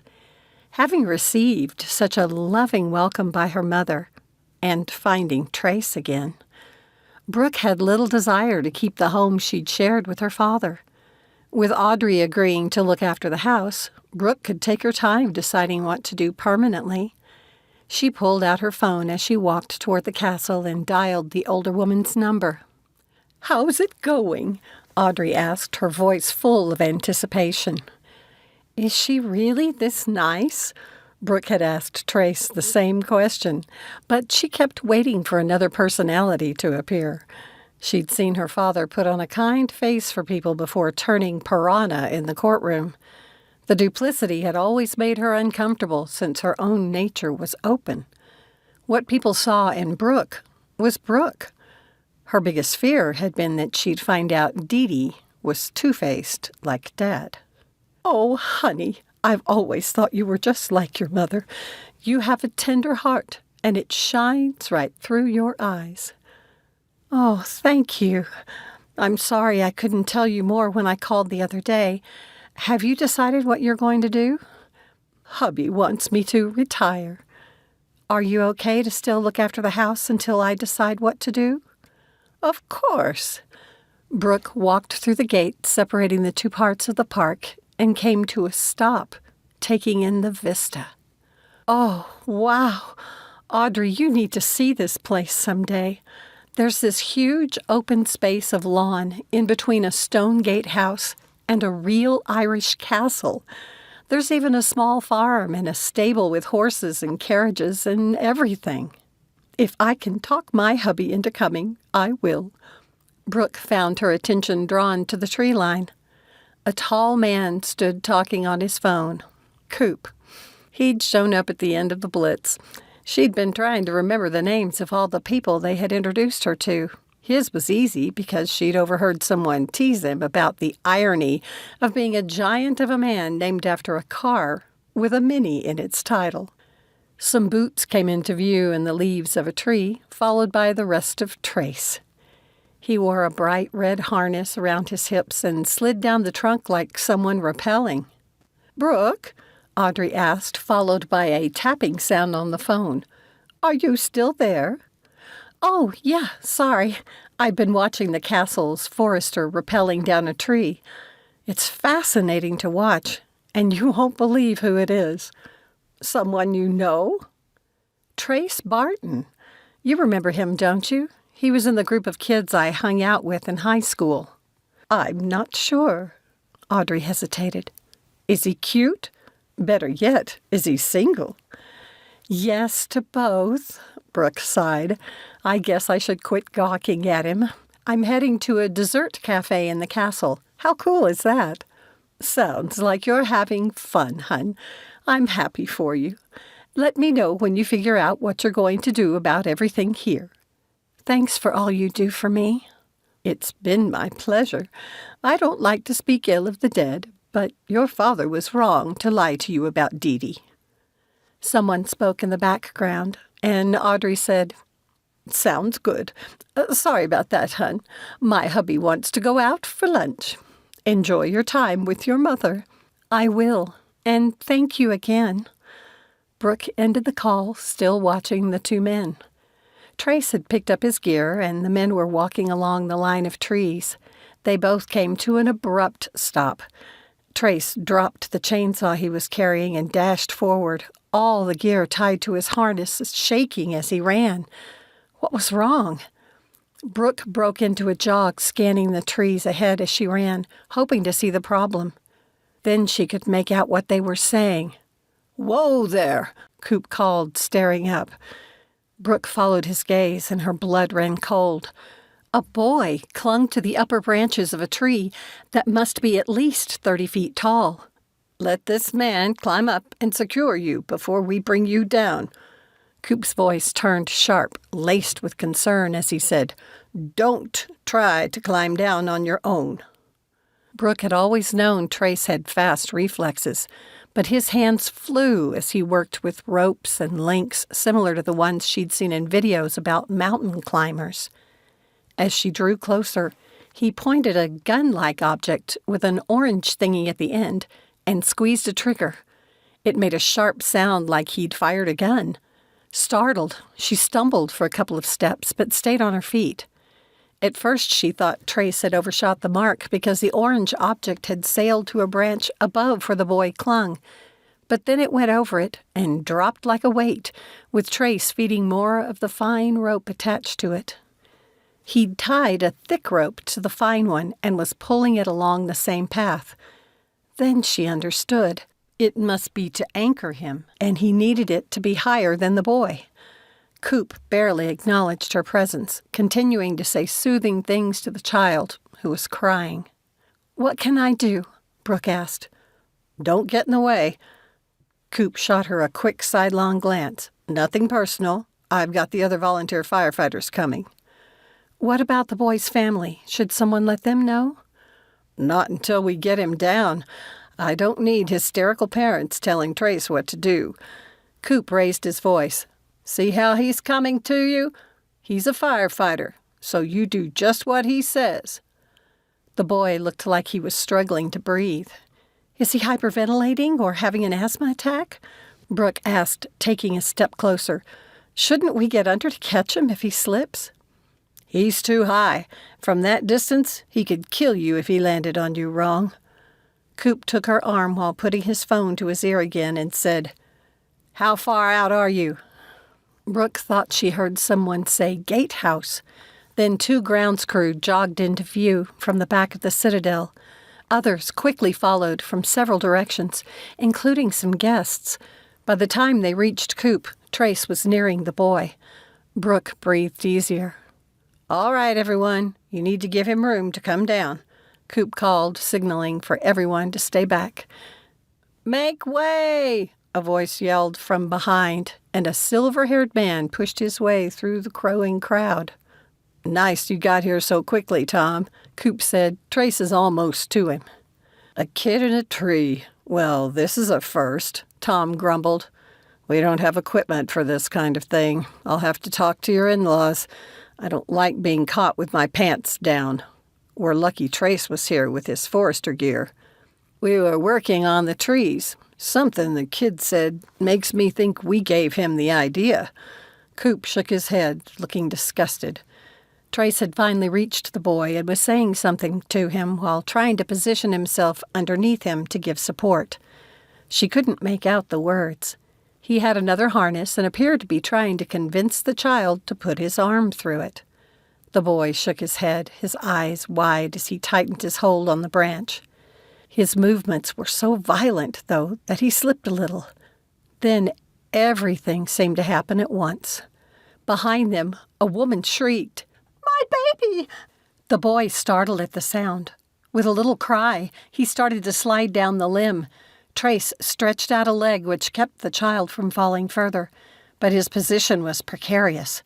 To make matters worse, the child's panicked motions were inching him away from Trace. Then the boy lost his hold. With a horrified scream, he fell, and Brooke's heart leaped into her throat. Trace shot out his arms with almost lightning speed and caught the kid's shirt, the second harness crashing to the ground. With the boy's clothing in his hands, Trace got a foot under the kid's bum. How long could he hold him in that awkward position? Brooke had surged forward when he fell, like the rest of the crowd. Off to the side, the child's mother sobbed hysterically, and people held her back. Then another man, also wearing a climbing harness, was scrambling up the tree. Focused on Trace, Brooke hadn't noticed him prepping below. The crowd pressed even closer, jostling her. She wasn't tall enough to see over some of them. Brooke pushed her way through and had to duck under a man's elbow to get an opening so she could see again. The boy was in a full panic now, kicking and screaming. But frantic movements made it impossible for the men to get a better grip on him. Her stomach knotting, Brooke clutched her hands to her chest. The child was sliding out of his shirt. "Can you lower yourself, Trace?" Tom shouted. Despite the way Trace's arms were shaking with the tension at maintaining his grip on the shirt of the wriggling boy, his flat look nearly brought out a hysterical laugh from Brooke. She covered her mouth. "Oh, my!" Dee Dee said from beside her. "What about your client?" "She had to reschedule, so I decided to catch up with you." Still watching the boy, Dee Dee stepped ahead. Brooke was about to pull her back, but Tom held out his arm as a barrier. "Let her help. Dee Dee's got a way with people. Maybe she can calm the kid enough for Trace and Ryan to bring him down." Brooke held her clenched fists to her chest and said a silent prayer. The knot in her stomach had tightened so much her belly hurt. It didn't help that the crying woman had moved closer. Her loud distress was making things worse with the child. "What a lucky boy you are, Gavin," Dee Dee said, slowly approaching, a hand lifted above her eyes to block the sun. "You have 2 firemen helping you get down. Did you know they train and train for rescues? That's why I always do whatever they tell me. What are they telling you to do, Gavin?" At first the boy continued to squirm, but the longer Dee Dee spoke, the less frantic his movements became. "Oh, and remember that yummy treat we shared last week? The one with chocolate oozing out of the middle? We promised to split another one. If you help these men get you down, you can have another chocolate treat. We don't want to wait too long or the cafe might run out." Gavin stilled. It was the calm Ryan needed to grasp the boy around the waist and pull him close. Tom had moved next to Dee Dee. With a powerful swing, he tossed up a harness to the men. Both Dee Dee and Trace were talking, their words lost in the murmurings of the crowd. In no time, he got the boy into the seated harness. He did something to a device and rope, and they slowly slid down to the ground. As the crowd rushed forward, Gavin's mother in the lead, Brooke watched her mother accept a hug from the boy. Dee Dee had mentioned having met one of the guests and sharing a treat with him. It must have been this boy. What would have happened if Dee Dee hadn't met him? And Trace. Brooke's heart went all fluttery thinking of her high school friend. He and Ryan had worked together like a well-oiled machine. The people were returning to the Citadel. Brooke scanned the crowd, searching for Trace's short, dark curls. She decided she must have missed him when movement back at the tree line caught her attention. He and Ryan stood under the tree, getting the ropes and harnesses straightened out. The forgotten heroes. Trace forced his breathing to slow to a steady rhythm. Breathe in, breathe out. That had been way too close. He didn't want to think about the consequences if he'd missed on that grab. "Good work," he finally said to Ryan. "I think that's the fastest I've seen you gear up yet. You might have set a record." "Nah," the young man grinned as he worked to undo the ropes he'd tied around the tree for his climb. "Nice job catching him, by the way. I sure didn't expect to do a training exercise today." That had not been a training exercise, but Trace didn't have the energy to argue. At only 20, Ryan wanted to argue about everything. "Do you need help with your rope?" Ryan asked. "No. Coop and I were working out here. I'm waiting for him to come back." "Okay, guess I'll get back to the store." The young man slung his pack over one shoulder. "You did good work today," Trace said. "You too, man." Ryan turned and noticed Brooke for the first time. "I don't know you, so you must be a guest. Feel free to ask him for his autograph." The young man winked, grinning slyly at Trace. "Oh, and what about you? I'm pretty sure I saw you up there, too." Brooke stepped forward and Trace recognized the mischief in her eyes. She said, "Both of you were heroes." Even from where Trace stood, he could see Ryan's neck darken at the flattery. Was she flirting with him? She was 5 years older than he was and had to see him for the kid he was. But what if he asked her out? The idea irritated Trace. "As Trace is always saying, we were just doing our job." Ryan extended a hand. "My name's Ryan Calvert. My family runs the village grocery store." "I'm Brooke Howe." "She's Dee Dee's daughter," Trace added. "Ah, I'd heard you were visiting," Ryan said. "Rumor has it you and Trace dated in high school." "Not dated," Trace said. "But we were friends and ran with the same group." "Well, now's your chance, man," Ryan said, his voice low as he shot Trace one last sly glance before saying more loudly to Brooke, "It was a pleasure to meet you." He strode toward the road to the village. Trace would like very much to date Brooke. Except he'd given up on women. He had to remember that. "That was scary," she said, coming toward him hesitantly.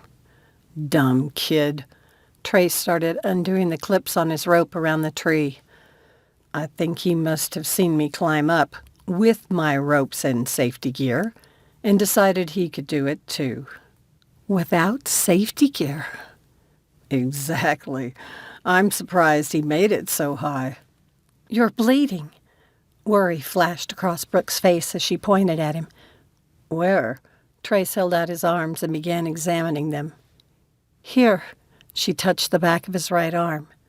At the zap of attraction running up it, Trace froze in place, his heart racing again. Her mouth formed an O of surprise, like she'd felt it too. He dropped his gaze, unwilling to see rejection in her eyes. "It happens sometimes, being up in the branches," he said, irritated at the breathless quality to his voice. "It's no big deal. I didn't even feel it." "But it's still running down your arm. Is there a first aid kit nearby?"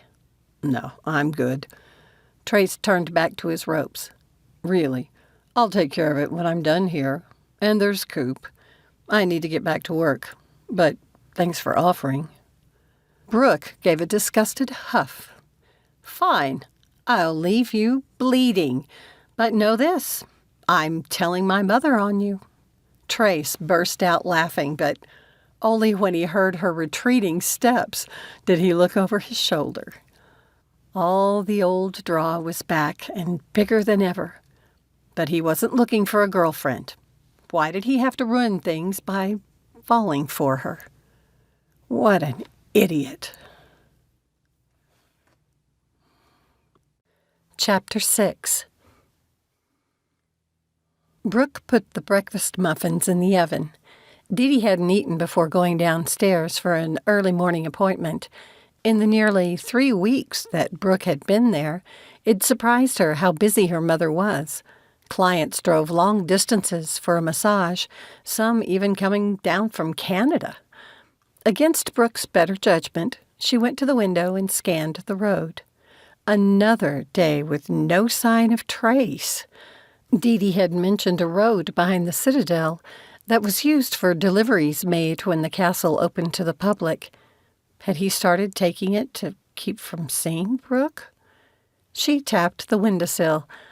Had she done something to offend him, and now he was avoiding her? It didn't seem like the kind of thing the old Trace would have done, but 10 years was a long time. And the zing when she'd offered to bandage his arm. She could have sworn he'd felt it too. Had it made him uncomfortable to be around her? The thought that he might not want to see Brooke bothered her. And it bothered her that it bothered her. She let out a slow sigh. She needed to cut herself some slack. First her father's death, and then learning her mother was alive, had turned Brooke's world upside down. Whatever else happened here in Washington, she had many decisions before her. If she knew nothing else, she at least knew the life she'd led in San Diego was over. Her father had always brought out her angst, and she didn't need to get involved with someone who did the same. Was Trace a contradiction like her father had been? One minute Dad would be full of supportive words, telling her how capable she was. Then he'd undermine it with his need to always be in control. Instead of boosting her confidence, it'd make her feel incompetent. Irritated, Brooke opened the window. She didn't want to think of either of them. Though it was still a little chilly out this morning, the birdsong and the sound of the wind rustling in the trees quieted her.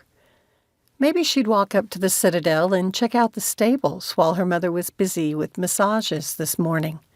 Brooke would love to ride again. It'd be something fun to do with Trace. No, not him. But maybe Dee Dee would like to ride. She was good with people, so she might be comfortable with animals. The alarm on Brooke's phone went off, and she hurried to take the muffins from the oven. It was time to quit daydreaming. She felt better, having decided how to spend her morning. This afternoon, she was scheduled to help her mother in her shop, learning about the different crystals and stones there.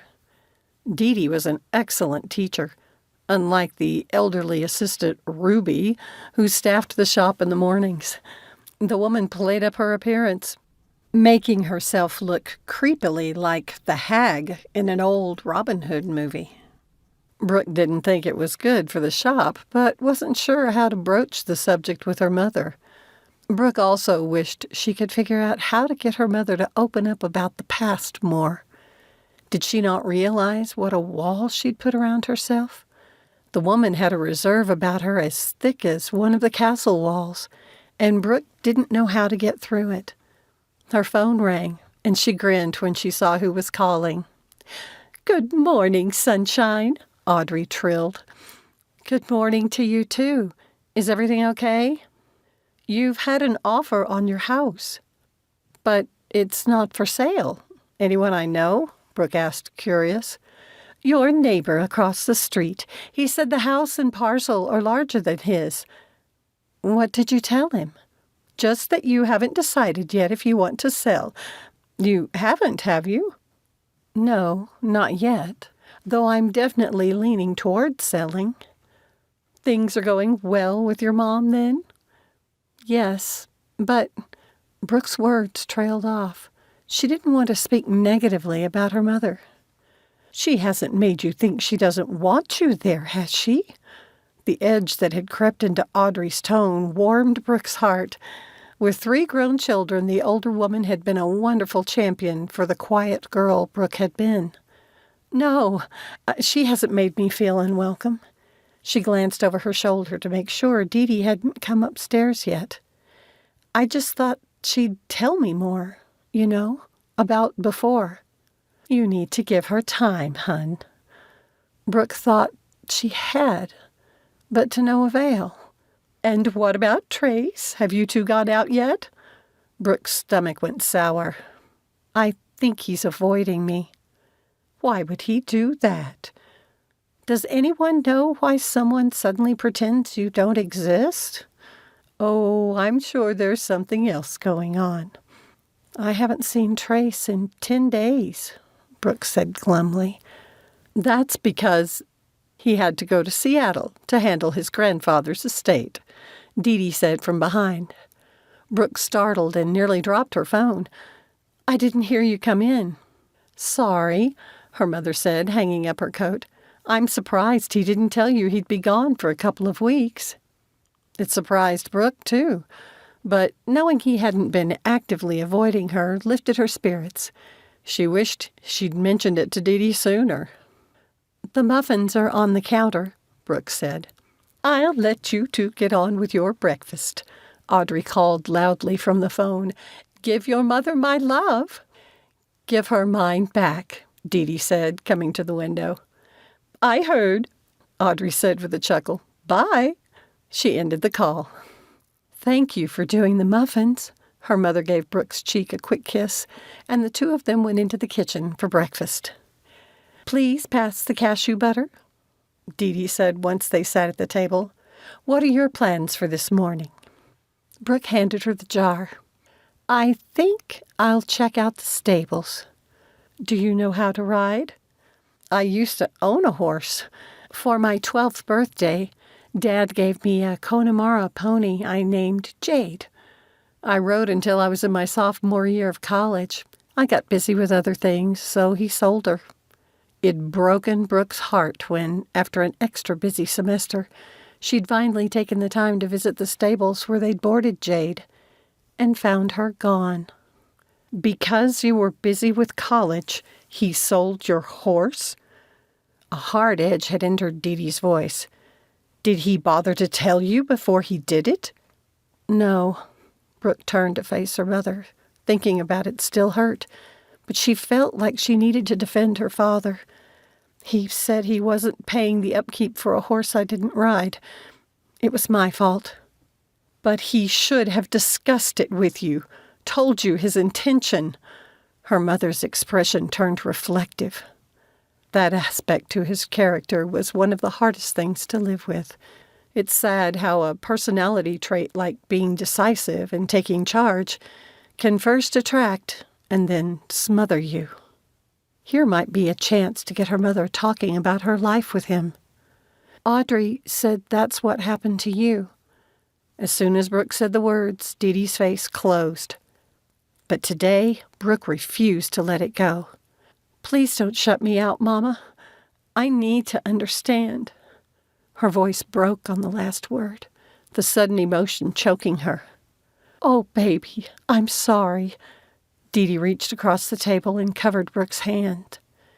It's hard for me to talk about those days and all the days that followed, thinking of all the lies he must have been telling you about me. I didn't think you'd want me to speak badly of your father. If it makes you feel any better, we weren't allowed to talk about you. Brooke stared out the window, thinking about the day of the funeral. After Audrey told me you were alive, I was so mad at Dad that I went to the graveyard and yelled at him.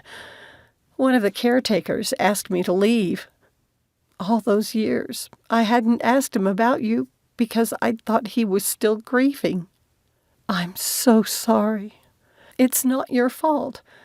I can tell from the way you say things sometimes that you think he was emotionally abusive. Looking back on it, you're probably right. I just didn't feel abused. That's another thing I'm trying to get my head around. Brooke held her mother's gaze. But I also know it's not healthy to carry a grudge. If you're willing to talk about your life with him, I think it'll help me. And I think it'll be good for you to talk about it too. So, Take some time to prepare yourself." "How did you get so wise?" Dee Dee asked, her expression soft. Embarrassed, Brooke took a bite of her muffin. Her father had often looked at her approvingly, too. Once upon a time, he must have loved Dee Dee. Where had he lost himself? Trace's head pounded as he pulled into his parking space. It was nearly midnight, and he was so tired. He pulled his things from the truck and slowly made his way up the flight of stairs, glad his grandfather's estate was finally settled. When Trace had moved in with Elon after the fire 10 years ago, he hadn't even known he had 2 great aunts. His father had never talked about them, and neither had Elon. Now Trace completely understood why his grandfather hadn't wanted to have anything to do with them. Talk about drama queens. Fortunately, the judge had thrown out their challenge to the will. Once inside his apartment, Trace took some pain meds, glad he'd arranged to go into work later tomorrow. He'd been fighting this headache for 10 days now. When he hadn't been dealing with his grandfather's attorney or in court, Trace had locked himself in his hotel room with the curtains closed. It had given him plenty of time to think about Brooke, but he hadn't decided anything. Almost stumbling with fatigue, he took a quick shower and fell into his bed. With his inheritance settled, Trace could focus on his life in Wildstone and what to do about Brooke. After Haley had broken up with him, he'd put a moratorium on dating, telling himself no woman would want to be with him because of his scars. But Brooke was nothing like her. Maybe he'd been too dramatic. Chapter 7. Brooke leaned back in the desk chair where she'd been updating her mother's webpage. The only thing Dee Dee knew about it was that she'd paid someone to create it a few years ago. How many years that had been, she couldn't say, and they had done nothing to it since. It made Brooke feel useful to do something constructive. She'd majored in library science but minored in graphic design in college, something her father had thought was a complete waste of time. If she hadn't thought he'd have a complete come-apart, she'd have majored in it. "How does this look?" she asked when her mother entered the office. "Is this closer to what you were thinking of?" "You're so talented. I love how you've incorporated the healing stones in the necklace images." Dee Dee slid into the chair next to the desk, looking thoughtful. "A lot of my clients are men. Some might be willing to wear their health, but a lot won't. A watch band with crystals or stones might work. Have you ever thought of designing jewelry?" Her mother shot her an assessing sidelong glance. "Or clothing?" "Jewelry might be fun to try, but I'm afraid my comfort zone is way too conservative for your shop." Brooke gave a soft chuckle. "And I can't even blame it all on Dad's tastes. Audrey is conservative about fashion, too, and it rubbed off on me." "I'm grateful she was there for you." "Oh, lovely." Dee Dee had been looking out the window to the street. She glanced over her shoulder and grinned. "Looks like Trace is back." Brooke forced herself not to jump up. She was a little miffed at him. He could have told her of his plans. Not that he had an obligation to, but it sent a powerful message about how important she was to him. And it hurt. "Why didn't you mention he'd gone somewhere earlier?" Brooke asked. "I thought he told you. He was so worried about everything that I'm sure he just forgot. I've been busy myself, and I didn't think about it." Dee Dee heaved out a breath.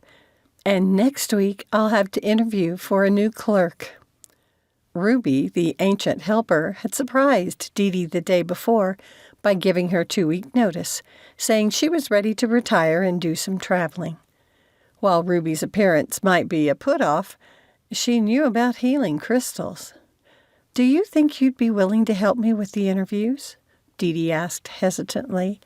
"You mentioned having some HR experience." Brooke had wondered if her mother would remember that, and was wishing she'd minored in human resources, too, so she could be more help now.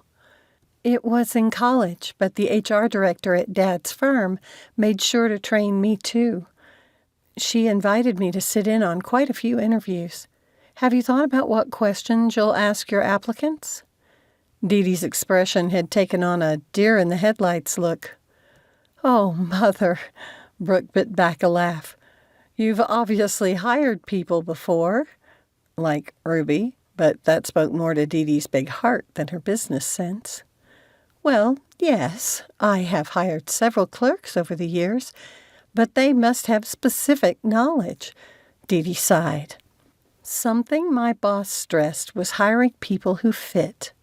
Brooke opened a browser on the computer. So you want to hire the personality. Sometimes people look good on a resume. If they don't fit your team, though, you could end up with conflicts.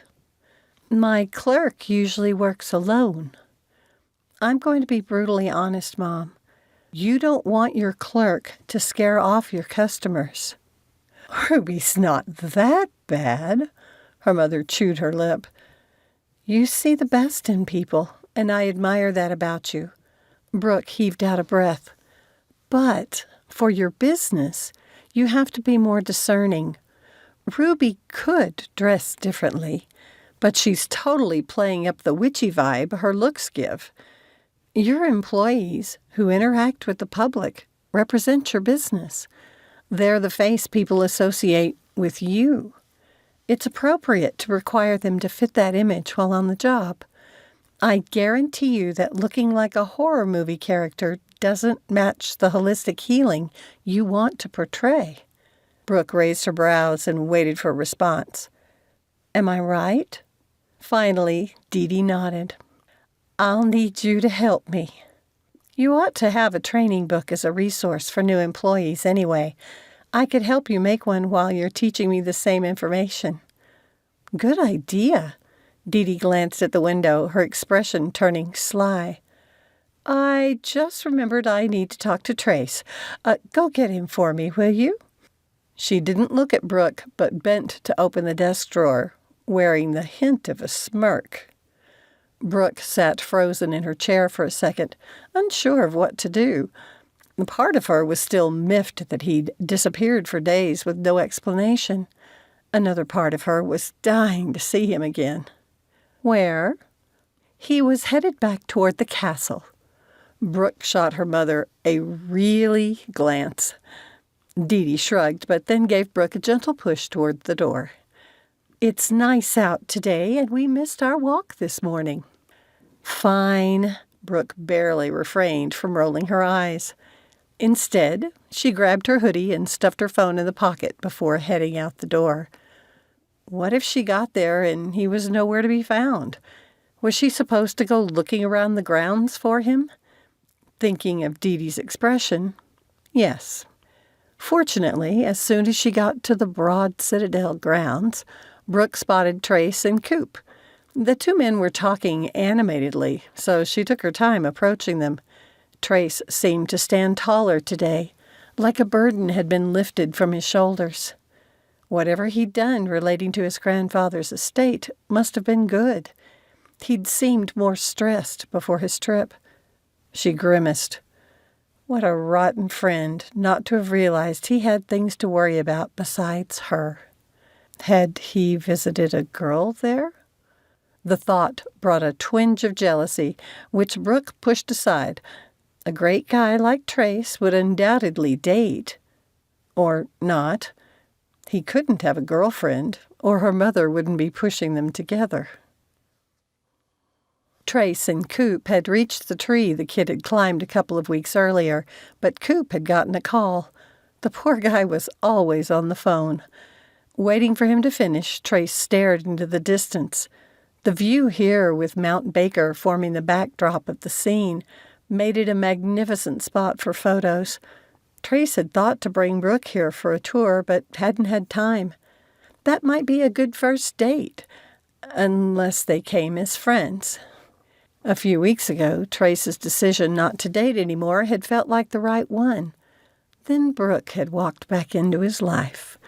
He really shouldn't let past experiences with Haley control his choices regarding Brooke. But what would be the point in falling for her even more? She could decide to return to San Diego any day. Trace heaved out a long breath. "You have it bad, don't you?" Coop asked with a chuckle, pocketing his phone. It took a second for the words to register in Trace's mind. "Sorry, I don't mean to be unprofessional." He had the best job in the world and a great boss. Trace couldn't let this infatuation with Brooke damage that. "You? Unprofessional?" Coop shook his head. "I get that you have Brooke on your mind. I'm glad to see it. And my mother-in-law is relieved that Dee Dee looks so much happier with her daughter here." "Has Gabby been worrying about Dee Dee?" "She worries about everyone she cares about." "As for you," Coop said, clapping Trace on the shoulder, "you just need to ask Brooke out. Before you left for Seattle, I got the sense you were dithering about her. I did that when I first met Leah in Sacramento. Since my plan was to return here to work for Miles Savage, I didn't think it was a good idea to start anything up with her. But I wanted to, so much. But I dithered instead of doing." Coop glanced toward the village. "Dee Dee told me Brooke might return to San Diego. If you follow her to California, I'll have to hire another forester, and I don't want to do that." "I haven't even asked her out yet," Trace said, squeezing the headache relief spot on his left hand. "If she leaves, you won't be able to." Coop tilted his head and gave Trace a knowing look. "You need to give your lady a reason to stay." Dithering was a perfect description of what he'd been doing. Coop had had feelings for Leah, and yet he'd walked away without telling her. If Leah's father hadn't inherited the Citadel and the village of Wildstone, she and Coop wouldn't be together today. But move back to San Diego? Trace had no desire to return to the heat and the crowds. Even at its busiest, Wildstone never had the foot traffic that big city attractions did. He'd loved living in San Diego as a boy, before the fire. Now the place only held awful memories. Trace loved it here in Washington, even with so many overcast days and all the rain. He'd made his home here and had no intention of leaving for a woman, even if Brooke wasn't just any woman. But that was jumping way too far ahead. Why did he keep assuming the spark he'd felt with her would lead to something permanent? Was his subconscious trying to tell him something? "Hey, Brooke," Coop said when he turned and found her waiting a few feet away. "You here for me or Trace?" Seeing how busy the two men were, Brooke felt guilty for interrupting. Dee Dee just needs to talk to Trace when he has a minute." As she'd approached, Brooke's attention had been on the men and not on what they were doing. Now she recognized the colorful trunk nearby. "Oh, this is that tree." "Right," Coop said with a chuckle. "We're planning to remove the temptation for another kid to pull a repeat performance." His phone rang.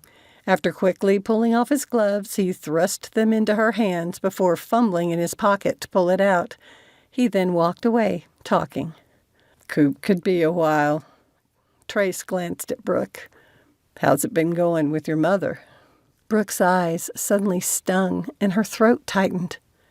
"I hope that's a good sign," Trace said, sounding protective of Dee Dee. His tone reminded Brooke of times in school when he'd jumped to the defense of someone who was being hassled, which made him even more adorable. "It is." Brooke cleared her throat and held up the huge gloves. "Since I seem stuck holding the goods, can I help? Assuming the branches aren't too big for me to hold." "You did a good job for me that first day." "It's been so long that I'd almost forgotten, but I used to help sometimes in my grandfather's orchard." "Dee Dee has family?" Trace looked almost shocked. How would I know? But that's something I need to ask her about. I'm talking about my fraternal grandfather. I was pretty young when he died, though. Brooke put on Coop's work gloves, though they were way too large for her, and looked at Trace expectantly. Right. There are only a few more branches low enough to be a problem. I hate doing this to the Madrona. But we can't take any chances with these little kids. What Anne Shirley called an irresistible temptation. Brooke grinned at his look of surprise and added, You must remember, since you're the one who got me reading the series. Well, yeah, but I was more into it because of the descriptions of the islands. Trace shrugged and turned on the chainsaw. When the branch fell, Brooke hurried over to pick it up. He called over the noise. I'd love to visit Prince Edward Island someday. To see if it matches the book descriptions? When he nodded, Brooke said, Me too. And I'd like to see the island of Guernsey, even though I know it wouldn't be anything like the book described it right after World War II. It's one of several places on my literary bucket list. Trace took 2 more branches, which Brooke added to a pile. He turned off the chainsaw and stepped back, his gaze going up and down the tree. I think that's probably it, but Coop will make the final decision. Trace glanced at her. So, a literary bucket list, huh? Sure, why not? Brooke took off the huge gloves, which kept falling off anyway. I have a list of actual places, but I have another for made-up ones. That's right. You're a fantasy and sci-fi girl. The corners of Trace's mouth curved into a soft smile. Brooke's heart did that little dance again, and the butterflies in her stomach joined in. She told herself to calm down. At the moment, she was only rediscovering an old friend.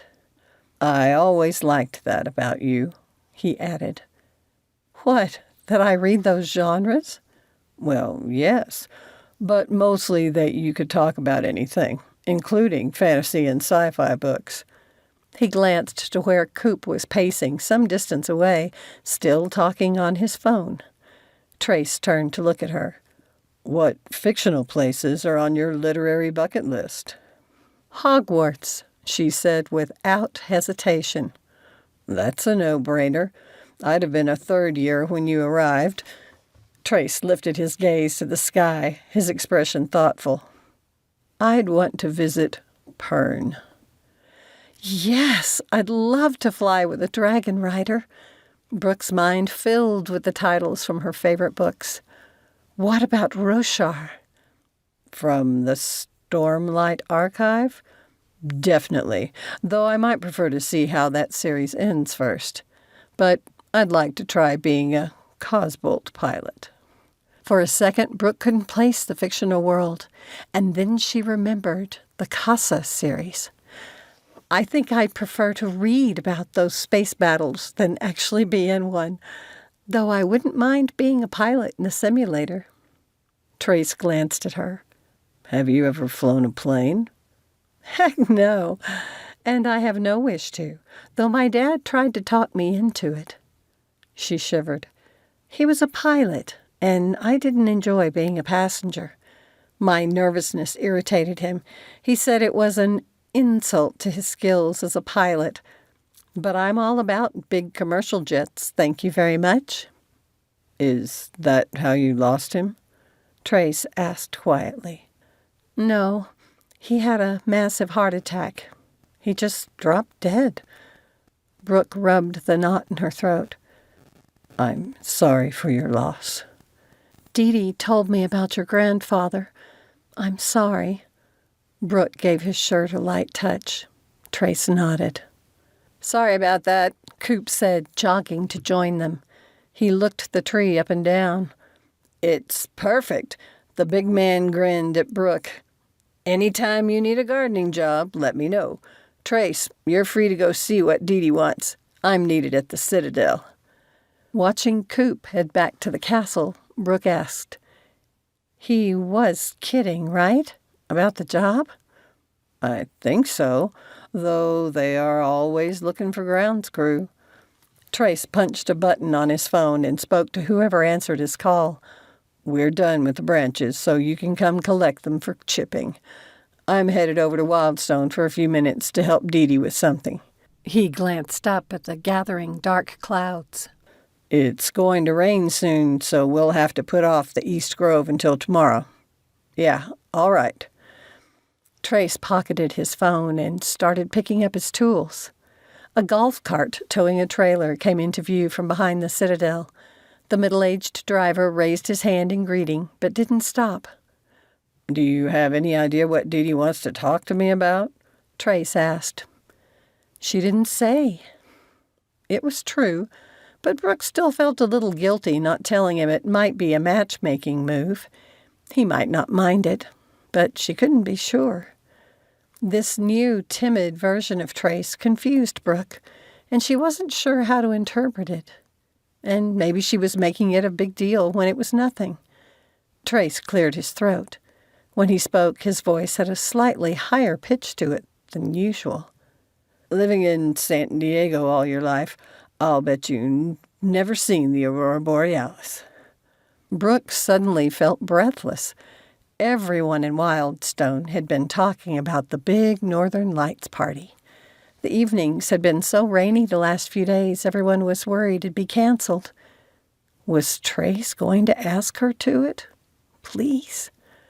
I thought I saw something a few nights ago through the clouds, she said, her own voice coming out a little squeaky. If the weather cooperates, it could be quite the show. We're coming into another solar maximum. Huh? Sorry. My geekiness is showing. Our sun has a cycle of activity. A solar maximum is when there are more sunspots than normal. So, more solar flares? Brooke glanced up at the sky and felt a drop of rain.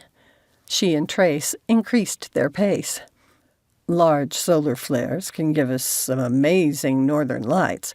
The Savages had to cancel the aurora borealis event last year because of the weather, but the sky was clear 2 years ago. It was incredible. They'd reached the short tunnel between the gatehouse turrets. Outside, the sky exploded with lightning, making them both startle. The clouds broke open with torrential rain. Trace had turned back to face the Citadel, but he didn't look at her. I was wondering if you'd come with me. Before Brooke could answer, Dee Dee appeared, a little winded and wearing rain gear. She handed a poncho to Brooke. I love powerful weather, and did I hear right? Did Trace ask you to the Northern Lights event? Sounds like fun to me. If this wasn't exactly what Brooke wanted, she'd be irritated. She shot her mother a scowl before saying to Trace, I would love to go with you. Chapter 8. I don't need you to play matchmaker, Brooke said to Dee Dee that evening when they sat down to dinner in the apartment above the Mystic Crystal. Of course you don't. Her mother now wore a worried expression. Trace does. Brooke blinked. Was I giving off vibes like I would blow off his invitation or decline it? No, but even a slight hesitation might have set him back.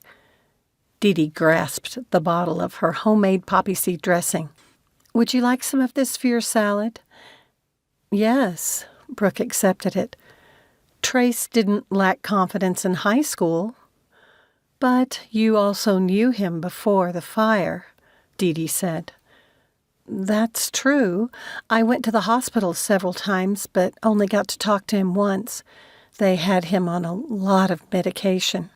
Brooke would never forget the anguish on Trace's face when she and their friends offered condolences about the loss of his father. It was too bad he had to leave. If he'd stayed in San Diego, we could have been his support. Her mother pinched her lips for a second. Didn't your group of friends go to the beach often? All the time, even if it wasn't warm enough to swim. The image of bandages peeking out from the top of Trace's hospital gown flickered in Brooke's memory. Oh, I get it. How bad were his burns? All I remember caring about was that his injuries weren't life-threatening. Let's just say it's a good thing Trace moved to a place where people rarely go shirtless in public.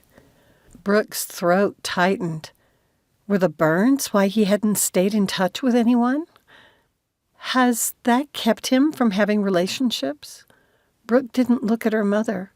Like girlfriends? Oh, he's had girlfriends. I won't go into detail because it's up to him how much he'll share with you. But it's common knowledge his breakup last year was hard on him. It trashed his confidence. Dee Dee took a stab of her salad, but paused. I'm only telling you so you'll know to be gentle with him. At first, it hurt Brooke that her mother would think she'd be so casual with a guy's feelings. But Dee Dee had good reason to wonder how much Brooke had learned from her father. He'd always gone after whatever he wanted and never given a thought to the feelings of the other people involved. I'm not much like Dad, Brooke said simply. I can see that. You loved him, and I don't want to hurt your feelings. If you want to know about those days, you'll hear it through my filter. I admit that your father had good qualities, too. He was attentive at first, always looking out for something I might like and surprising me with it. That was when he was first starting up his practice. He didn't have much, so even an inexpensive bunch of flowers meant a lot. Those little gestures were what captured my heart. Not long after we married, his firm got a couple of high-profile cases, and the publicity boosted the firm's reputation. Dee Dee pushed her food around her plate. It was almost as though there were two Randalls, the one at work and the one at home. The more successful he became at the office, though, the less I saw those softer traits at home.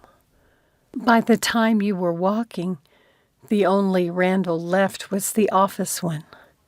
When did you decide to leave? Brooke asked, her voice soft. Her mother was finally talking about the deep stuff. I didn't leave by choice, though I'd been thinking about taking you up to my mother's. I'd found myself married to a stranger, one I didn't like at all. That was also the time he started trying to change me into his shallow trophy wife. Dee Dee stared out the window, her eyes suspiciously bright. It started slow. His law firm was a rising star, branching out to different kinds of law, and they were getting even more high-profile cases. With that came dinner engagements and social gatherings with wealthy and prestigious clients. Brooke thought of the colorful and eclectic way her mother preferred to dress. You didn't fit in. On so many levels. Dee Dee turned her head and met Brooke's gaze, saying, Our relationship turned into a series of conflicts. Wow. Brooke shook her head, recalling her own struggles. That sounds a lot like my relationship with him. I'm glad you fought him to be your own person. Her mother's usual soft expression had turned hard. We were supposed to attend an event one evening, and he'd made an appointment for me to get my hair done. I didn't know he'd filed for divorce. I found out about it when I returned to the house. A small moving truck sat in the driveway, already full of my things. No, Brooke breathed, wishing she could believe Dee Dee was exaggerating. But it sounded just like something Dad would do. Her mother wiped her wet cheeks. If I'd known when I left for the appointment that it'd be the last time I held you, Dee Dee choked and grasped Brooke's hand. I'm sorry. I wasn't strong enough to keep fighting him. He changed the locks and forbade Audrey to let me see you. When he caught me trying to get a peek at you at your preschool, he turned nasty and told all those lies to get the restraining order. Brooke could tell her mother needed a hug and jumped from her chair to give her one. Sniffing, Brooke glanced out the window and saw Trace watching them. It looked like he'd been working in the village. He mouthed something she couldn't make out. From his expression, she guessed he wanted to know if they were all right. She gave him a thumbs up. He nodded and moved on. It lifted her mood to know he watched out for her mother. "Shall we finish our dinner?" She kissed her mother's wet cheek and sat again. "I'd never meant to speak of that time again," Dee Dee said, taking her seat. "It feels good to get it off my chest. I want you to know I would never have left you if I'd had a choice. I'm glad to know that, though I have to confess that I'm still wrapping my head around this new reality. My liar father and my living mother." Brooke's throat tightened around the bitter words. How could she explain about the hurt little girl inside her who'd been cheated out of all those mother-daughter moments growing up? Dee Dee covered Brooke's hand, seeming to understand. "Yes, we lost those 20 years. But we have now and the future." "Right. I'll have to remind myself of that when I want to rage at Dad for keeping us apart." Taking a deep breath, Brooke picked up her fork again. "I think it was about the same time he told me you died that we moved to our current house. He must have wanted to make sure you couldn't find me easily. I don't know what your life was like with him. That's haunted me all these years. Rest assured that he was a loving and invested father. Tell me how he showed you that." Dee Dee's tone held an intensity Brooke understood. While she'd longed for a mother she didn't know was alive, Dee Dee had known Brooke was out there and in the hands of a man who'd proven himself a heartless wretch when he chose to be. "Well, he supported me when I wanted to take ballet lessons. I was terrible, by the way. But it was sweet to see this busy attorney in his expensive suit sitting there with all the moms." When her mother's shoulders relaxed, Brooke knew this was the right approach. "I didn't last long, but I shifted to gymnastics. Dad fit in better there. That's where I met Trace for the first time. I'd been attending for a few years, and he'd just signed up with the studio. We had a friend in common who started inviting him to our group events." "So you do have fond memories of Randall?" "Yes." Brooke decided to ask about something she'd been curious about for weeks now. "What did you do after he got the restraining order?" "I went to stay with my mother. All I owned was in that truck. My mother had moved to Seattle, so I drove to her house." "Did she ever meet me?" Brooke asked, remembering the conversation she'd had with Trace about her mother's parents. "Yes, but only once before we moved to Washington. I wanted to visit, but your father kept putting me off with excuses." Dee Dee let out a long breath. "Mom's health had been dicey for a while. A couple of months after I got there, a doctor diagnosed her with Alzheimer's. So you could either care for her or try to get me." Dee Dee nodded. "Or both for a while. I consulted an attorney. It turned out your father's reach was even farther than I'd expected. He had a reputation all the way up to Seattle. As soon as the lawyer heard Randall's name, he wished me luck but refused to take on what he said would be a losing case. I don't know what I'd have done if Audrey hadn't sent me your new address. Randall would have fired her if he'd ever found out." Bless her. Brooke was coming to understand just what a risk the housekeeper had taken to keep in touch with Dee Dee. "Obviously, since I thought you were dead, Audrey didn't show me the stash of cards and gifts you'd sent until after Dad's funeral." "My sweet Brooke." Dee Dee reached across the table and covered Brooke's hand. "I realize you have a life in San Diego, and I don't want to put any pressure on you. But I do want you to know you're welcome to stay here for as long as you like, even forever, if that suits you. Thank you. It means a lot to me. Dad left me in a good place financially. If I decide to sell the house and add that to the money from my share in the law firm, I'll be set. If I'm careful, I shouldn't have to work. It'll give me time to figure out what I want to do. Brooke shrugged. I've noticed the village doesn't have a library. If I stay here, maybe I could start one. What a great idea! If that's something you'd like to pursue, you ought to talk to Gabby. We have enough young families living here now to justify a small school. They'd need a library. Dee Dee picked up her fork again. Now, about Trace. Brooke wanted to laugh. As far back as she could remember, she longed for a mother. Evidently, she'd gotten one with a one-track mind, so Brooke played along. Mom. Oh, I love it when you call me that. Dee Dee sighed. But I'm serious about Trace. What are your intentions toward him? You sound like the father in a Regency romance. Brooke met her mother's gaze. Trace was one of my best friends. I'd never do anything to hurt him. Not on purpose, I'm sure. I'm simply asking you to be mindful with him. And yourself. Brooke nodded.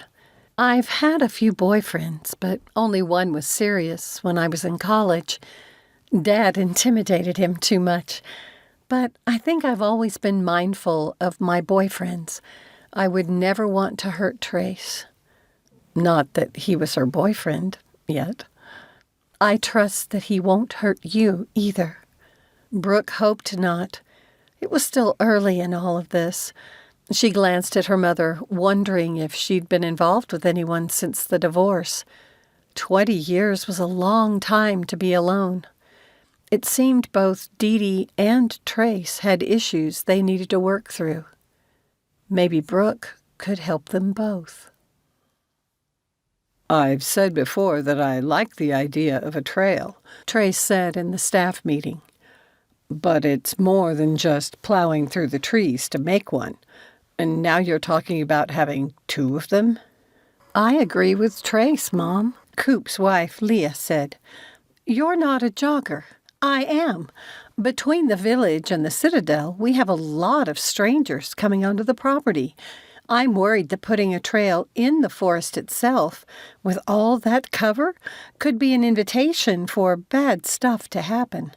We don't want our guests, or any of us, getting jumped while using it. They're right, Gabby, Mr. Savage said with a sigh. I had a talk with our insurance company rep, and she said the liability insurance for an in-forest trail would kill us. Adding a riding trail would be even worse. We need to consider other ways to engage our visitors. Dee Dee shifted. She and Gabby had been talking about offering massage services at the Citadel. New to staff meetings, Trace could tell Dee Dee was shy about speaking up, even though she wouldn't have hesitated to do so as a friend. What are you thinking, Dee Dee? Trace asked. Oh, nothing, she mumbled. He nudged her foot with his. Tell us. Fine. She looked up and glanced around the room.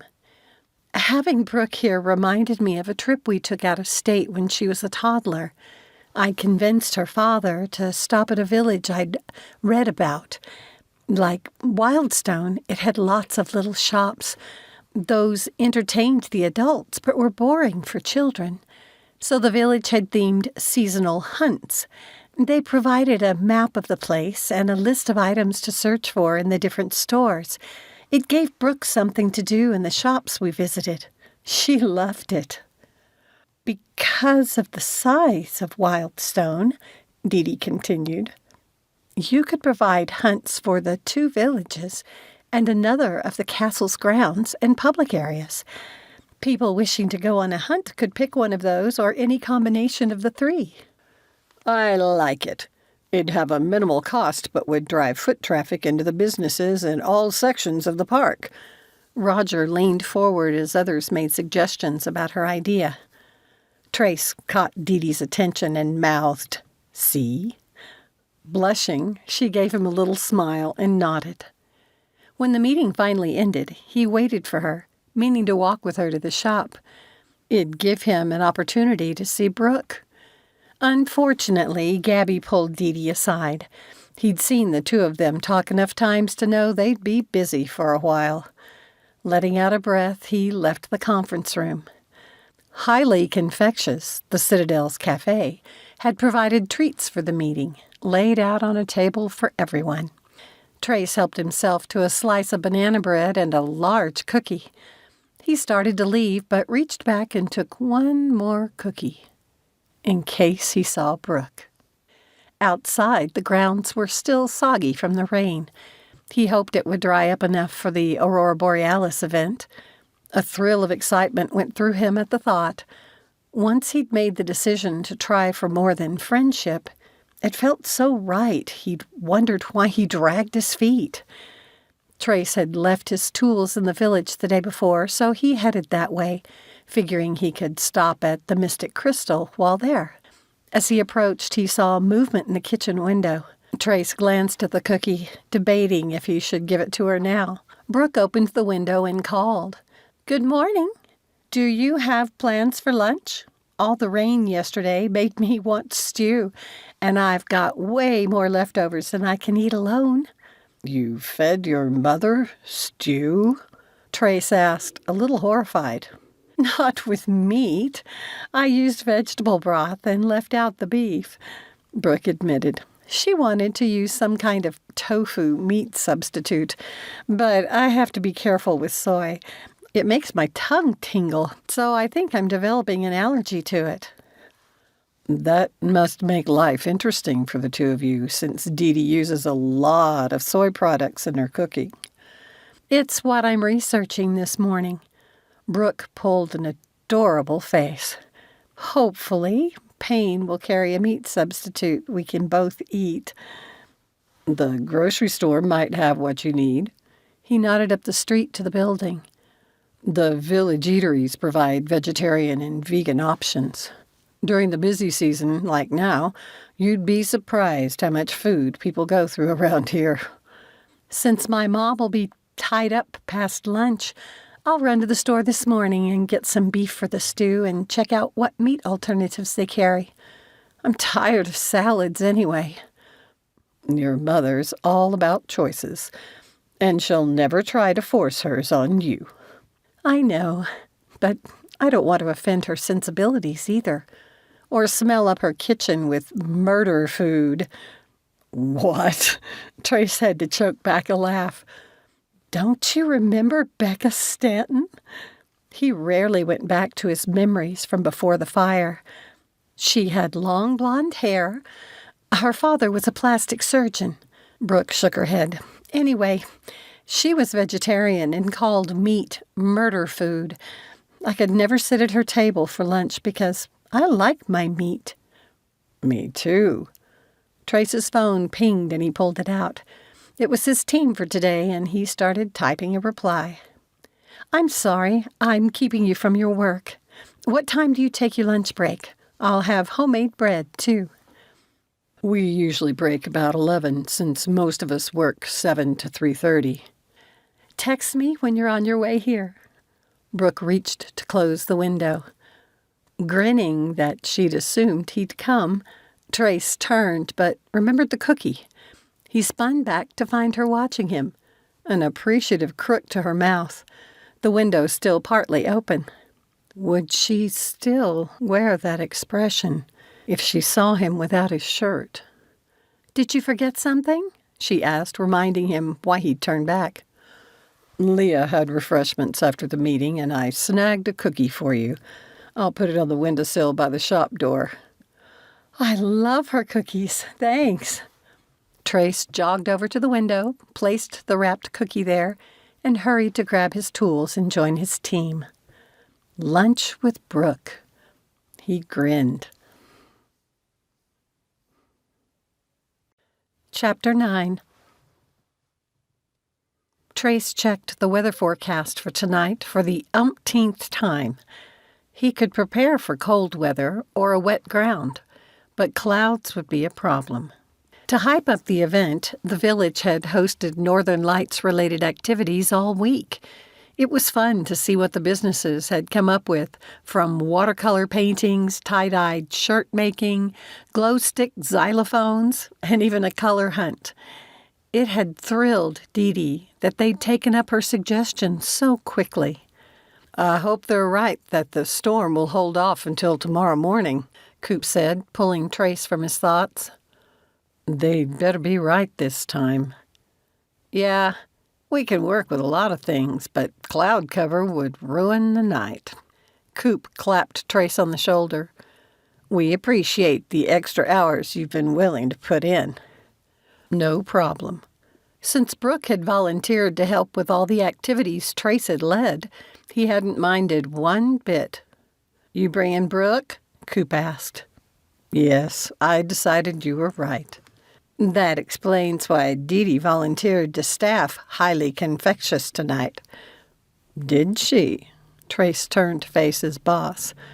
"I assumed she'd sit with us." Coop raised his brows knowingly. "She's given you a gift. Don't waste it." Pulling out his phone, he walked away. Trace rubbed his chin.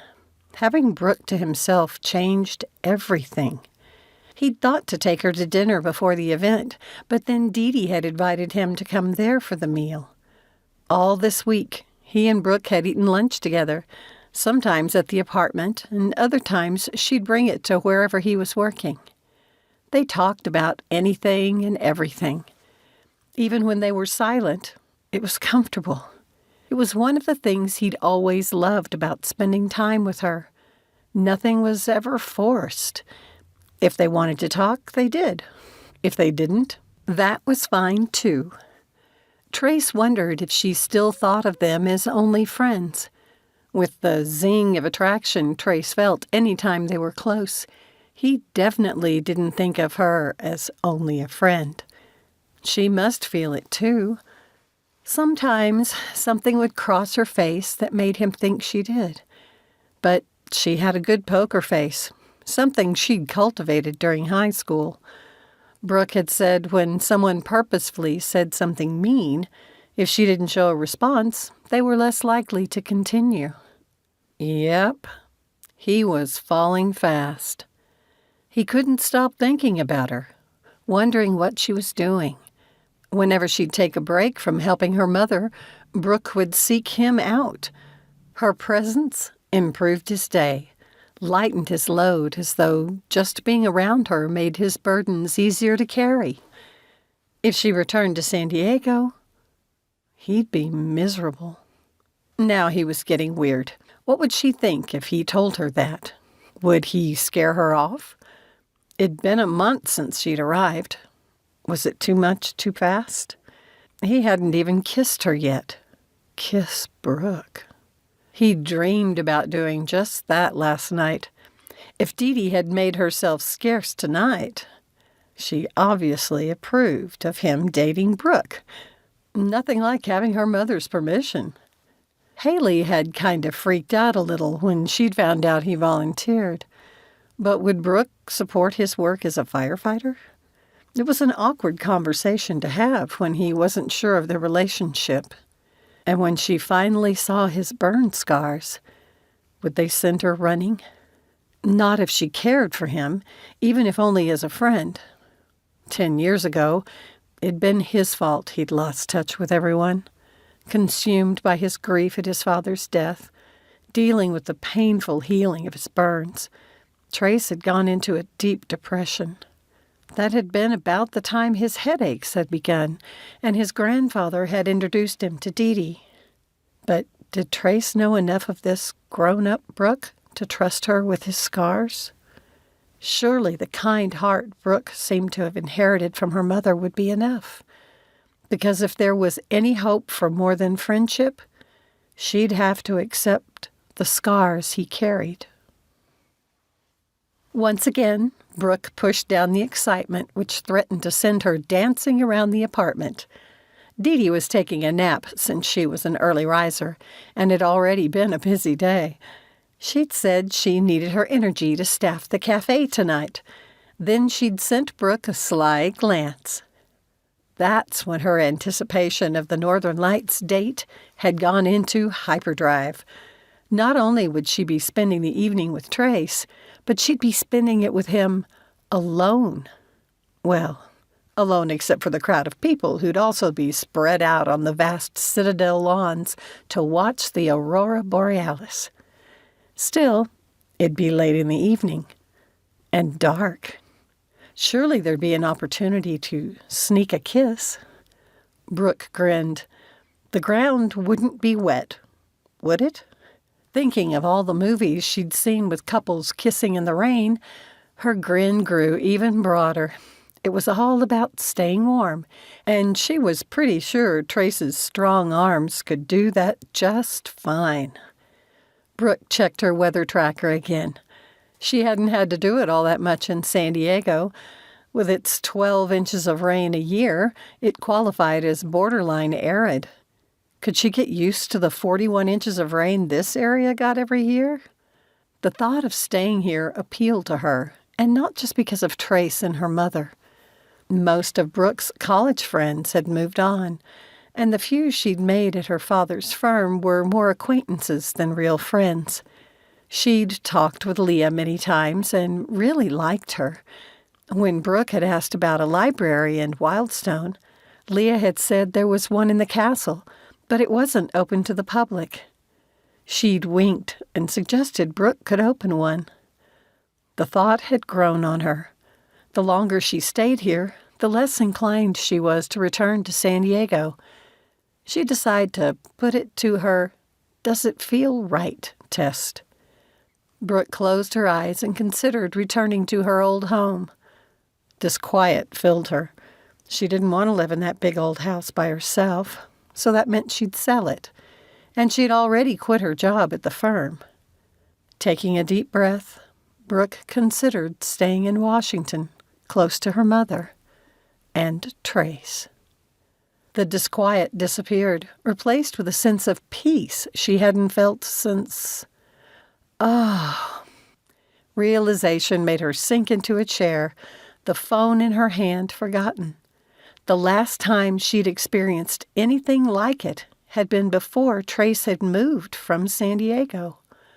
All those years ago, how had she not understood how much his friendship meant to her? Thinking back now, she remembered the many times she'd called or texted Trace after her father had shut down something she'd wanted to do. Trace had always been the voice of calm. He'd also been the one to suggest that sometimes it was possible to get what she wanted by going at it sideways. She gave a soft laugh. After he'd made the comment, Brooke had become sneaky. Like waiting until her dad had been deeply immersed in a case before bringing him a permission slip for an activity that he'd already said she couldn't attend. And Trace had always been there, both at the events and to console her on the rare occasion her father had caught on to her. Then the fire had killed Trace's dad. Trace hadn't been able to attend his father's funeral, but she'd gone with their friends. Everyone had assumed Trace would eventually return to school. A few weeks later, when the hospital had released him, his grandfather had taken Trace away. She'd only found out when she'd called the hospital, and he was gone. Brooke had only been a sophomore, and a little clueless. She'd assumed he'd write. If she'd known Trace would leave and never return, she'd have visited him in the hospital more often, and left her address with his grandfather. But Trace must have wanted to break the connections with all of them. He'd known where they all lived, yet he'd made no effort to get in touch with any of them. How alone he must have felt. Brooke let out a long breath. "That was quite the sigh," Dee said, coming to sit on the chair facing Brooke. "Is everything all right? Sometimes as a child, we don't see things clearly, do we?" "Not at all. Sadly, adults aren't always much better. Have you had an epiphany? Dee Dee's expression turned concerned. It's not about me, is it? No, not you. It's about Trace. Brooke explained what she'd been thinking. I'm sure we meant as much to him as he did to us. I'm afraid I didn't understand how much he was hurting after he lost his father. In so many ways, my dear. I started seeing him about 4 months after he moved here. Elon, his grandfather, had been a client of mine for several years. He brought Trace to me for his headaches, but I ended up helping with his burn scars, too. How have they impacted him? They don't limit his ability to move or anything, but he has good reason to be sensitive about people seeing them. His old girlfriend? Anger flashed in Dee Dee's eyes. She already had issues with him being a volunteer fireman. He still had some burn scars on his lower neck, but they're mostly hidden with those high-necked T-shirts he wears. People rarely notice them. Until he takes off his shirt. Brooke said, her voice barely a whisper. Exactly. After the split, he told me no woman would want to be with a man who repulsed her. Brooke found herself on her feet, her body hot with anger. Her response surprised her by its intensity, but her mother's expression turned satisfied. I told him then he just needed to wait for the right woman. That boy's been through enough and deserves someone who isn't put off by something as trivial as a few scars. Dee Dee rose. Since he's coming to dinner, we'd best set the table. Chapter 10. Trace went through everything in the box. Again. Sheesh. He hadn't been this nervous before a date since... He couldn't remember ever being this nervous. And it wasn't even that he hadn't gone places with Brooke since her arrival. They just hadn't called them dates. Why was giving it a name, that name, messing with his heart rate? Trace needed to calm down, or he'd risk setting off another headache, and he wanted nothing to ruin this evening. Dee Dee had given him some relaxation exercises, which usually helped when something worried him. Trace turned on some mellow music and started rhythmic breathing, inhaling and exhaling slowly. He closed his eyes, going to his mental comfort place, a fictitious cabin in a forest similar to the one surrounding Wildstone. Except this time, he found he wasn't alone there. Imaginary Brooke stood on his porch, wearing a broad and welcoming smile. He slowly went up the 2 steps to the porch. She took his hand and led him to the swing where they sat together. She snuggled close to him, and Trace put his arm around her shoulders. His pulse quickened, and he had to force his breathing to slow again. If he wanted to avoid a headache, he had to calm himself, not get all riled up. In his mind, he continued to hold her, but counted to 5 as he breathed in, and then to 5 again as he breathed out. Usually at this point, he'd have been well into the progressive muscle relaxation. His phone pinged to remind him it was time to head to Dee Dee's. Too late now to relax. He opened his eyes. Tonight, he wanted to hold Brooke for real. Trace threw on his jacket and picked up the box with his supplies. He loaded them in his truck and headed to the Citadel. As he drove, he hoped he hadn't read things wrong with Brooke. She always seemed to light up when she saw him, so that was encouraging. The ultimate test would be when he finally had to remove his shirt. If he grossed her out, would she even want to be friends? Trace pushed the thought aside. That wouldn't be tonight anyway. Dee Dee had taught him that negative self-talk was destructive. He should know better. Besides, it made his body tense, which contributed to a headache. He was so tired of working his life around the constant worry of debilitating pain in his head. "You're antsy this evening," Dee Dee said when Brooke went to the window yet again. "I'm excited." She searched the faces of the people walking from the hotel and the shops toward the Castle Road. The Citadel had activities happening on the lawns to entertain guests before dark. So far, the clouds had stayed away, and it looked to be a perfect night for it. "If it hadn't been so rainy the last few days, we'd have seen the lights already," Dee Dee said, amused. "But turning it into a big event makes it more fun." Brooke smiled. Expecting kisses didn't hurt either. "There he is." Dee Dee's voice softened, a tinge of worry in her tone. "That crease between his brows tells me he's getting a headache. If you have time to tell him to see a doctor about them, please do. Maybe with the two of us bugging him, Trace will actually do it." "Have they always been so bad?" "They've been much worse the last few months, and their nature has changed. When he first came to me, they were obviously tension headaches. I taught him some relaxation techniques, and they made a tremendous difference.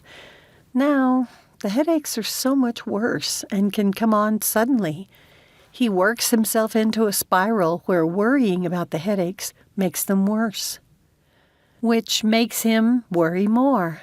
Brooke nodded. "He's always taken things to heart. It was Trace who watched out for our group of friends. I used to call him a mother hen." "That's what he calls me, too." Dee Dee turned from the window. "I'll get the salad." Brooke checked the table to make sure they had forgotten nothing and had just finished when she heard Trace's feet on the stairs. Dee Dee waved for Brooke to get the door, so she did.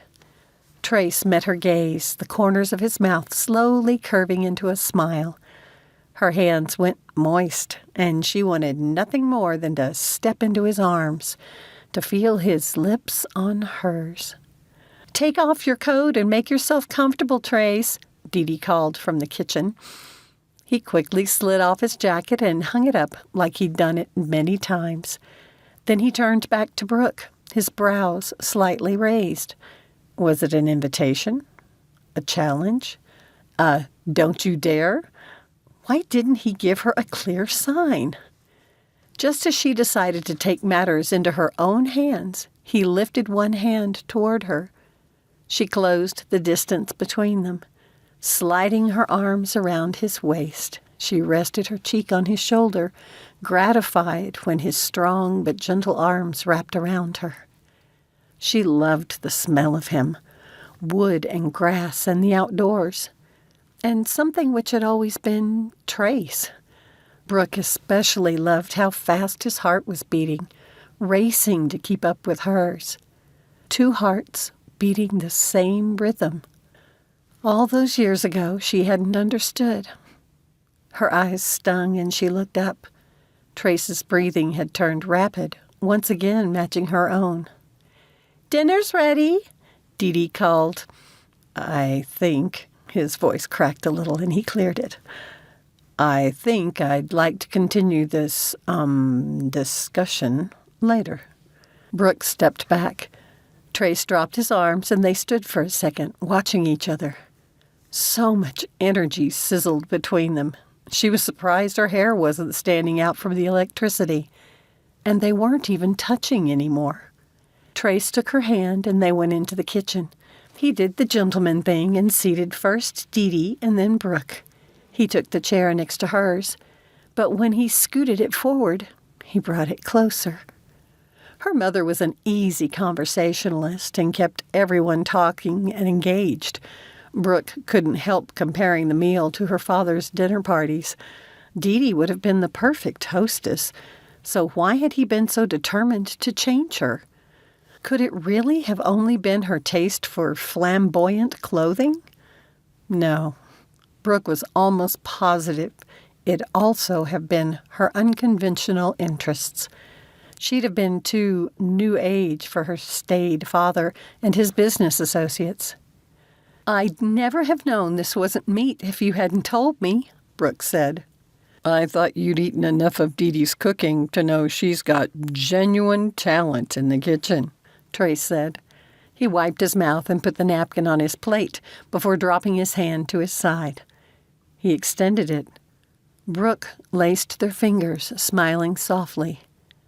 Soon she'd have him to herself under the stars. "You two have fun," Dee Dee said when they'd reached the Citadel's wide lawns. She headed toward the castle, seeming a lonely figure. It made Brooke sad to think that her father had caused Dee Dee's solitary existence.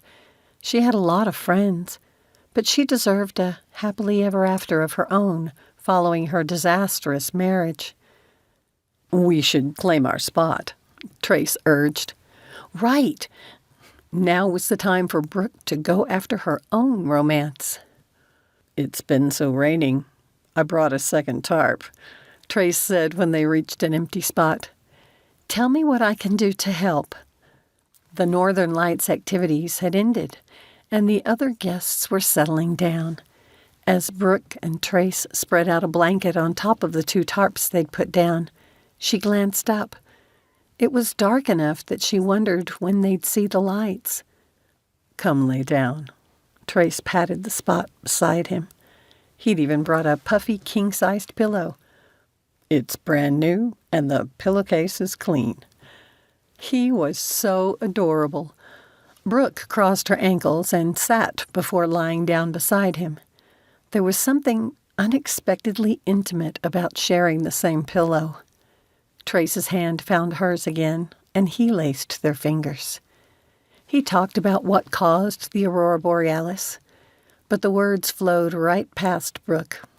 All she could think about was the feel of his warm, rough hand in hers, the way he was running his thumb along the top, of her fantasies of kissing him. As the sky darkened further, pale streaks of light danced on the black canvas, and they took on green and blue hues. Brooke lost herself for a while, enraptured. Then he stopped the gentle caresses of her hand, and her heart gave a little leap. Was he thinking of kissing her? She waited, but he did nothing. Why didn't he make a move? Brooke's palms had begun to sweat again, despite the coolness of the evening. Her breathing sped up, and she knew she couldn't wait on Trace anymore. She pulled her hand free and rolled on her side, holding herself above him. He blinked in surprise. Then he broke into that lopsided smile she loved so much. She leaned in, and Trace's powerful arms wrapped around her, one hand sliding up the back of her neck and gently pulling her face closer to his. Brooke closed her eyes and breathed him in as their lips met. His soft mouth was gentle and seemed to grow warmer as he explored hers.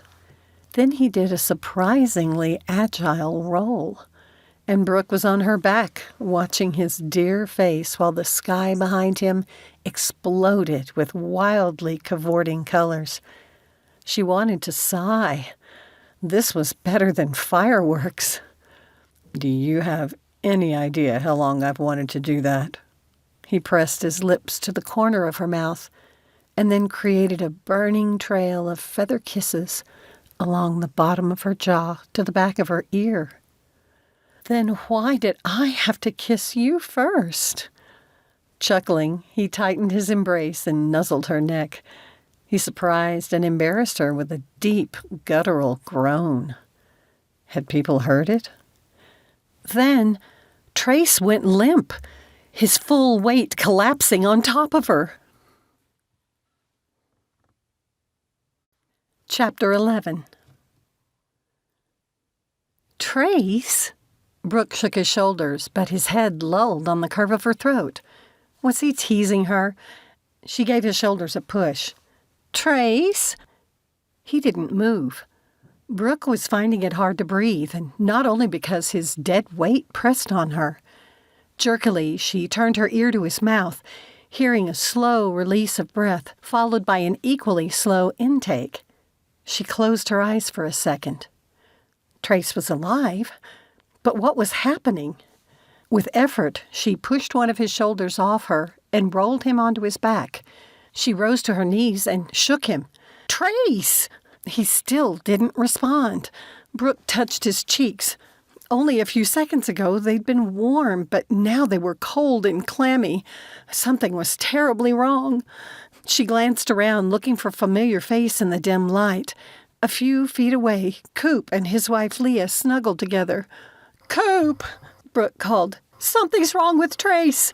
She pressed her ear to his chest and listened to his heart again. It was still beating. Her arms went wobbly, and she had to lean back on her ankles to avoid falling on him. Coop and Leah were on Trace's other side in a flash. "Get Tom Lee," Coop said to his wife, and she dashed off. The people nearest them seemed to realize something was wrong. Murmurs spread out around them, and the guests edged closer. Claustrophobia pushed at Brooke, and she wanted to shout at everyone to give them room. If she couldn't breathe, Trace wouldn't be able to either. Two men she recognized as members of the volunteer fire department hurried over, one carrying what looked like an EMT kit. Someone took Brooke's arm and tried to pull her away. She resisted. "You need to let them do their jobs," Leah said kindly but firmly. Brooke stood and stepped back. Another firefighter took her place. "What happened?" a deep voice asked from behind her. She glanced up into the mature face of the fire captain, Tom Lee. With her arms hugging her body, Brooke explained, stuttering a little. She didn't mention that Trace had been kissing her.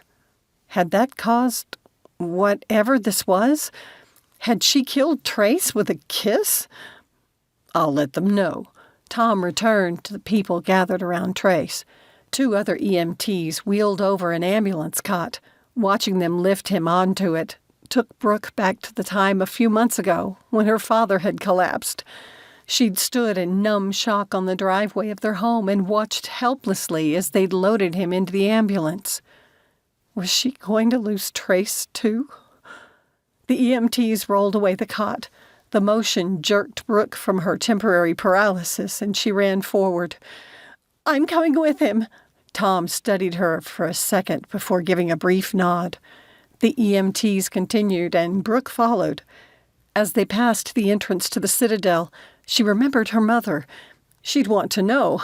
Pulling out her phone, Brooke tried to text and walk at the same time. It didn't help that her hands were trembling. She finally turned on the mic and sent a voice note. When she'd finished, she gave her attention to where she was putting her feet. No one asked her questions like they had in the ambulance with her father, probably because the two EMTs already knew Trace. Brooke wondered if he'd experienced something like this before. When the man lifted Trace's shirt to attach something to his chest, she saw the exposed skin for the first time. Living in San Diego, they'd all spent a lot of time on the beach when they'd been growing up. She remembered well the lanky young man who'd loved to surf. In the winter, he'd worn a wetsuit, but in the summer, it'd just been his swim trunks. She'd seen his bare, unblemished chest dozens of times. The image of the bandages peeking out from Trace's hospital gown came to mind, and she recalled the pain she'd seen in his eyes. She assumed it came from the loss of his father. Dee Dee had mentioned massaging his scars to soften them and increase pliability. Brooke reached over and ran a finger down the mottled and rough skin. She'd only gotten burned a few times in her life, usually from the sun. Those had hurt, but they'd have been nothing compared to what he must have experienced. Her throat ached, wishing she could go back in time and ease his pain. Trace's skin gave a twitch under her touch, and she remembered how ticklish he'd been. It made her unexpectedly happy that he could still feel something, and she had to blink back tears. She wanted nothing more than to lay her head on his chest and listen to his beating heart. But these were his co-workers, and she didn't want to embarrass him in front of them, even if he wasn't conscious. Please let him wake up. They finally pulled into the hospital in pain. She remembered all too well with her father that they wouldn't allow her to come with him to a treatment room. Because of HIPAA laws, they might not tell her anything about Trace. Still, Brooke stayed with the ambulance cot as they rushed down the hallway. When they came to a heavy door, the hospital staff forced her to stop. Brooke went into the waiting room, staring at the assortment of people gathered in small groups. She felt suddenly alone. After rubbing her damp hands on her jeans, she wrapped them around herself again and dropped into a chair away from the strangers in the room. Her eyes burned, the urge to cry increasing. She refused to lose it like she had at her father's funeral. Trace wasn't dead. Rocking, Brooke repeated that thought like a litany. Trace isn't dead. Trace isn't dead. Please don't let Trace die. She lost herself in the words, her surroundings fading as she sent her pleas up to heaven. Brooke. At first her name didn't register. Then it was repeated, and she opened her eyes, blinking a few times before she could bring anything into focus. Oh, baby. Dee Dee's gentle arms encircled Brooke. Mama, I'm so scared. She burst into tears.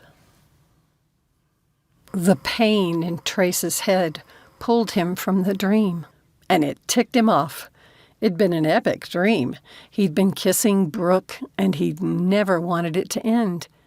What had he ever done to be cursed with these stupid headaches all the time anyway? He opened his eyes a bit to see how badly the light would hurt. A sharp stab of pain made him squeeze his eyes shut again. Trace tried to cover them with a hand. It got tangled in plastic tubing. Familiar IV tubing. His body started to shake, ugly memories flooding his mind of waking up in the hospital before, of the wires, the doctors and nurses, and the pain from his burns, the never-ending agony. At first, the morphine had dulled it, but the medication had made him sleep. His waking moments in those first days after the fire had held only pain. And then his grandfather had told Trace about his dad, and the news had added a different misery. Why was he in a hospital again? What had happened now? He'd done everything in his power to stay out of one. He had to get out of here. As he lifted his hand again to pull himself upright, he heard the door open. "Ah, Mr. Barton, you're awake. The doctor will be in momentarily." Opening his lids to a slit, Trace watched the nurse step to a computer and begin typing. "Why am I here?" he asked, his voice gravelly, like he hadn't spoken in a long time. "You passed out and were transported to the hospital in pain. They didn't have the facilities you needed, so they brought you here." "Where's here?" "Seattle." She shot him a sidelong glance before facing the monitor again. "The doctor will answer the rest of your questions." "Did I hear you say he's awake?" Brooke's voice came from down the hall, making Trace's heart race. "Ma'am," someone said, "I'm afraid you can't be on this floor, not unless you're a member of the family." "But I am family." Brooke's voice had taken on a note of desperation. I'm his fiancée." "Ma'am," the other person's voice had turned chiding like he didn't believe her. "Brooke." Trace's voice broke. He called again, louder this time. "Brooke." "Trace!" "I'm sorry, ma'am, but you can't go in there." "Brooke." Trace struggled to sit up in his bed and got one leg over the side. "Oh, for Pete's sake," his nurse growled as she put his leg back on the bed. "I'll let her in." Relieved when the woman hurried to the door, he laid back. His efforts left him woozy. He doubted his feet would have held him. "Trace!" Brooke rushed into the room. She met his gaze, her eyes bright with tears. A little hesitantly, she moved to the side of the bed, took his hand in hers, and laced their fingers. Stretching over the railing, she brushed his lips with hers. "Sorry about the lie," she whispered in his ear. "Think while you were sleeping." "Gotcha." Trace wanted to smile. He'd never forget how many times their group had watched the old romance, because Brooke had been crazy about the film. Trace finally relaxed for the first time since he'd woken. He could face anything if he had Brooke by his side. A tall man with graying hair entered the room. "I'm Dr. Cobb." He glanced at Brooke. "Are you family?" "I'm his fiancée." "Good. I'm glad to see Mr. Barton has support." The doctor turned his attention to Trace, his expression serious.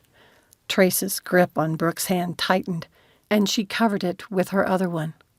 "Mr. Barton, I'm afraid you have a brain tumor." After Dr. Cobb said brain tumor, the rest of his words went in one of Brooke's ears and out the other. She stood numbly by the bed, her hand through the bars, gripping Trace's hand. She knew from his expression that he was struggling too. The longer the doctor talked, the tighter Trace's grip turned and the whiter his knuckles grew. Brooke couldn't feel her fingers anymore. She should have insisted they wait until Dee Dee and maybe Coop could be here to help them understand the implications. Brain tumor.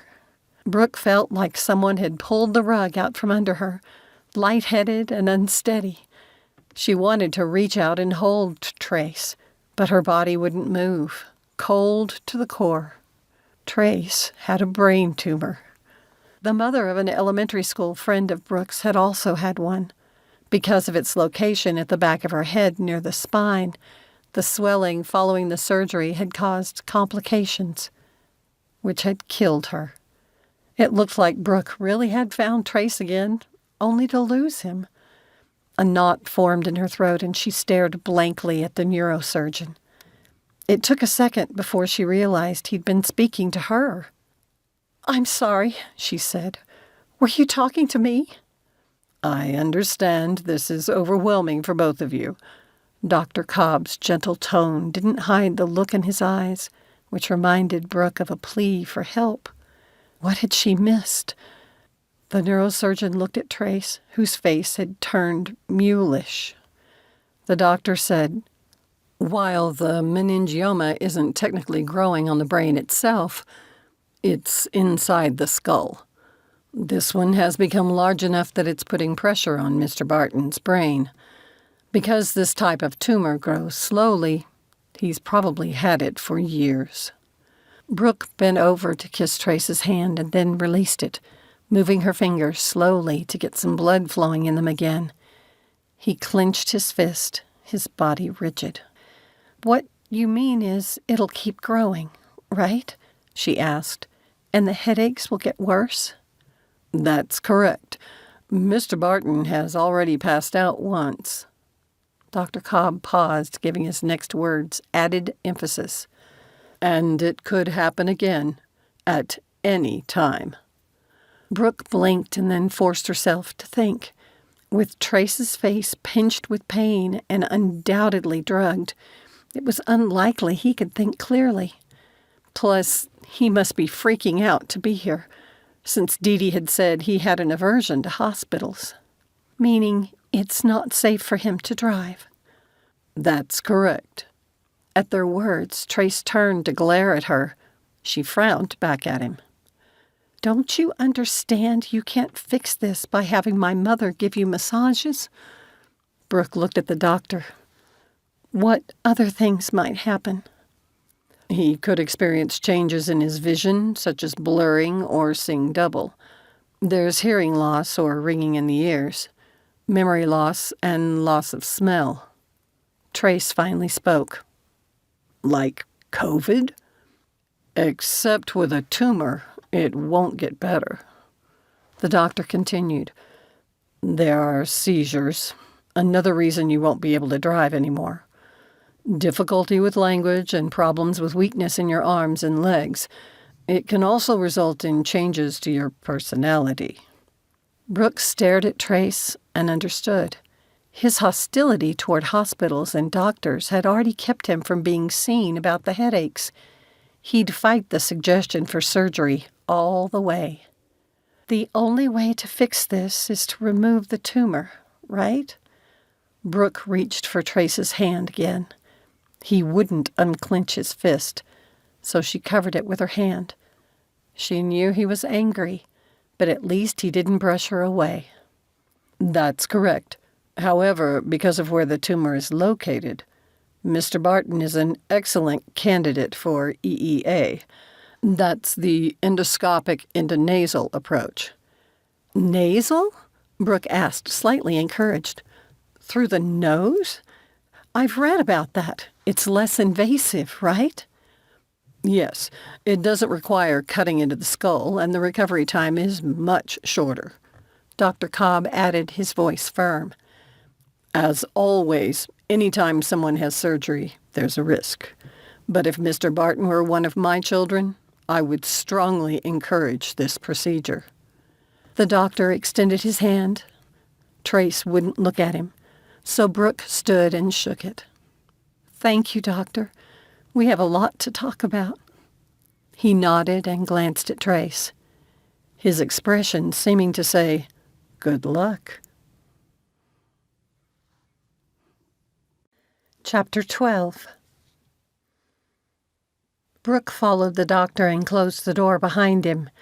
She still felt cold and a little queasy after hearing the diagnosis. When she turned to find Trace watching her with the most immovable look on his face, she wanted to cry, but she couldn't. She had to be strong for him. The neurosurgeon's words kept ringing in her mind. Blurry vision, weakness, seizures, changes in personality. And Trace's body posture made it clear he meant to refuse treatment. Brooke had barely found him again, begun to fall in love with him. How could she be with him and stand by and do nothing while he suffered by choice? Watching him, she felt like she had when the doctor had reported her father dead. Once again, she was helpless to save someone she loved. Before she could give it any thought, she was moving towards Trace. He watched her warily as she climbed onto the bed near his feet. "Scoot over," she said, already crawling up beside him. Trace shifted to make room for her, and Brooke stretched out beside him, much like she had during the aurora borealis. He lifted his left arm, and she cuddled beside him, her head on his shoulder. She tried not to cry. Trace held Brooke, his mind a muddle, the doctor's words echoing through it. Tumor. Trace had a tumor pressing on his brain, and it would keep growing. He pulled her closer, drawing comfort from her nearness. Despite the pulsing pain in his head, his eyelids grew heavy, and he let them close. He liked the idea of falling asleep with Brooke in his arms. The door opened, but he kept his eyes closed. "Oh, my." "Nice. Way to go, Trace." Brooke shifted as Trace opened his eyes a slit. Dee Dee stood with Coop and Tom beside her. She stepped to the side of the bed near Brooke, who was sitting up. "I guess Trace isn't doing so badly after all," her mother whispered dryly. Then Brooke started to cry, and the room's playful mood changed to alarm. Dee Dee put her hand on Brooke's back. "What's wrong?" "What can we do to help?" Tom asked, coming to stand at the foot of the bed. "Captain, I don't need anything," Trace growled. "I'm fine." "You are not fine." Brooke's eyes flashed as she wiped her cheeks. "A brain tumor isn't fine." She covered her mouth, seeming to realize she'd blabbed his business to everyone in the room. "Is it operable?" Coop's face had gone pale. "Yes, it is," Brooke said, stiffening.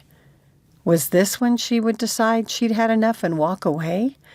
He hadn't even needed to show her his scars. A different nurse entered the room. One disapproving look from him at Brooke had her kissing Trace's cheek and scooting off the bed. The space beside him felt empty and cold. But she had kissed him. "It's late," the nurse said. "But my friends just got here," Trace argued. "Technically, we've been here the whole time," Tom said. "I appreciate it." A new headache was beginning. And the old one hadn't passed. The pulsing in Trace's head was making the room swirl a little. "You need your rest, Mr. Barton." The nurse sent the others a meaningful glance. "What I need is to get out of here and go home. I'll sleep better in my own bed." Trace had to clench his fists to keep from pressing his fingers against his temples. Beside Dee Dee, Brooke still stood by his bed. She met his gaze, a question in her eyes. He knew she wanted to know if he'd agree to the surgery. Trace tried to consider it, of going under the anesthesia again, the skin grafts, the fogginess that came with the pain meds. Memories of those weeks in the hospital with his burns came back with a punch, and he felt dizzy for a second. He wouldn't do it again. Trace shook his head.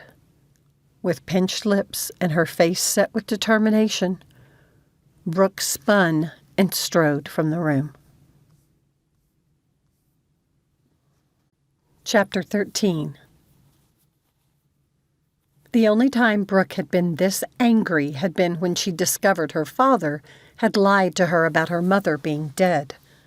Brooke had wanted to yell and scream at him, to force him to justify his actions, but he'd been out of her reach. Her nostrils flared. Now she wanted to rage again, to let out a guttural roar. At Trace, of all people. She didn't want to feel this way toward him. She loved him. Pausing, struck by the thought, her desire to lash out faded. Brooke wasn't just falling in love with Trace. She was all the way there. Her heart twisted. Unable to shake the lingering adrenaline rush caused by her anger, Brooke turned her energy into pacing the hospital hallway, splaying her fingers out in a wide stretch, then relaxing them. She didn't want to scream out her frustration and get herself kicked out of the hospital. "Are you all right, ma'am?"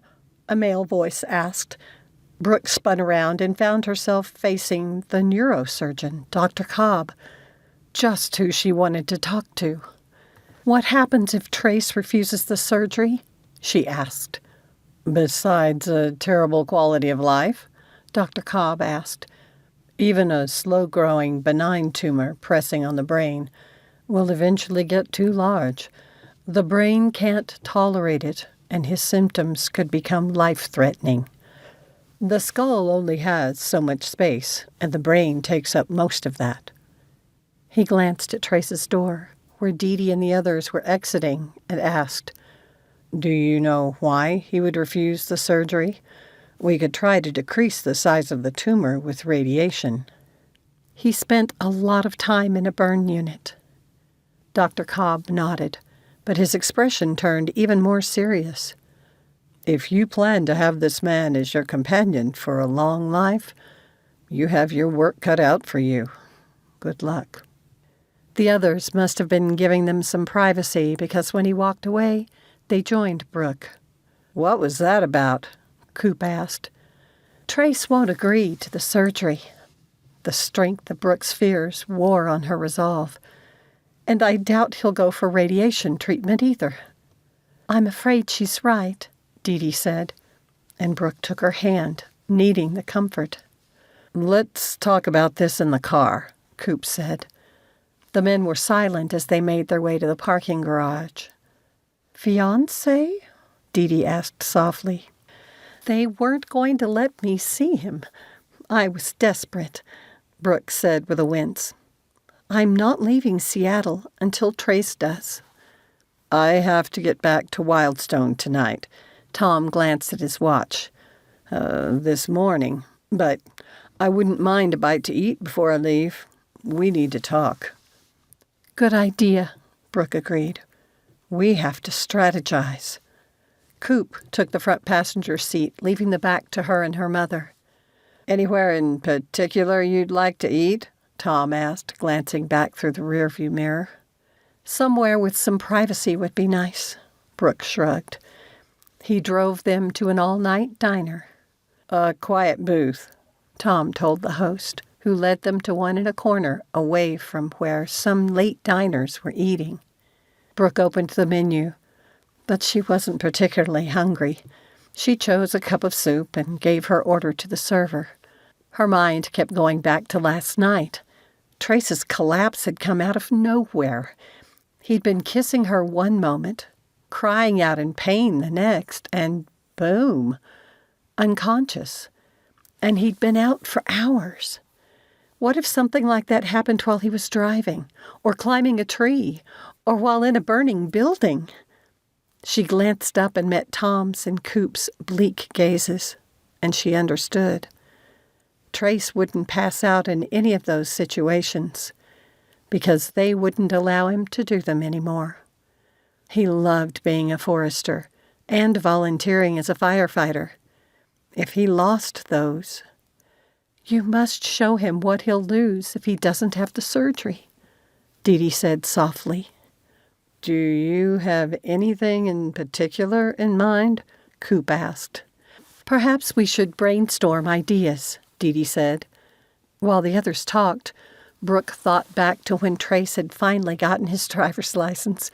He'd gone on about how he'd finally be free to go where he wanted, when he wanted. Having to rely on others to drive him places would make him nuts, but losing his job and firefighter status would kill him. Their food arrived, and Brooke waited until the server left before she spoke. Tom, I have an idea. He grinned, looking relieved as he leaned back in his seat. I thought I could smell the gears turning. How big a sacrifice would it be for a few of your volunteer firefighters to come to the hospital to see Trace, all at the same time and in their gear? Brooke watched the others expectantly.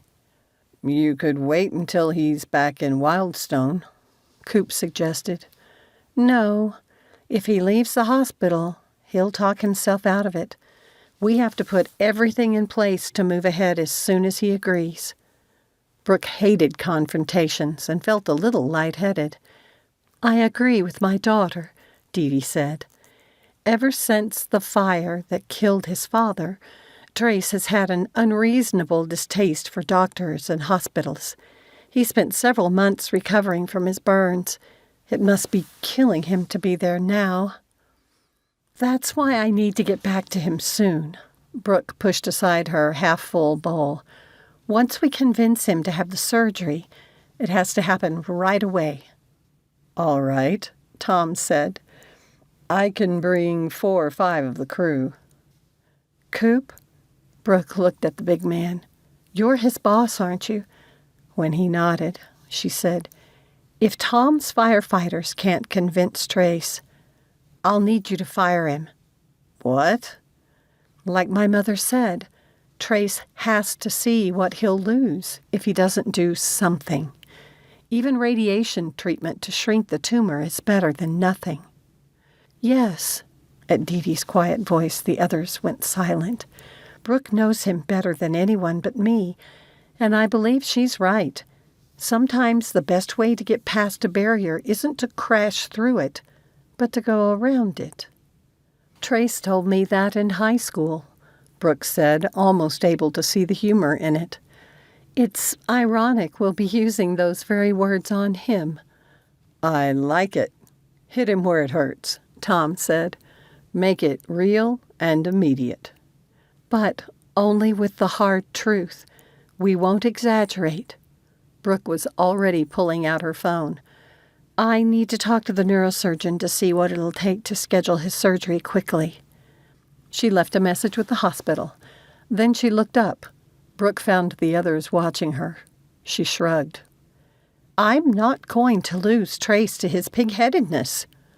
That's my girl. Dee Dee's approval firmed up Brooke's resolve. She'd need it to face off with Trace. Mr. Barton, you can't check out. The doctor hasn't released you yet, the nurse insisted as Trace searched for his clothes. He ignored her and continued checking the corners of the room. It'd been 2 days, and he was sick and tired of being poked and prodded. They'd drawn more than enough blood from him. Brooke had once again spent the night in his room, sleeping on a chair that reclined into a bed.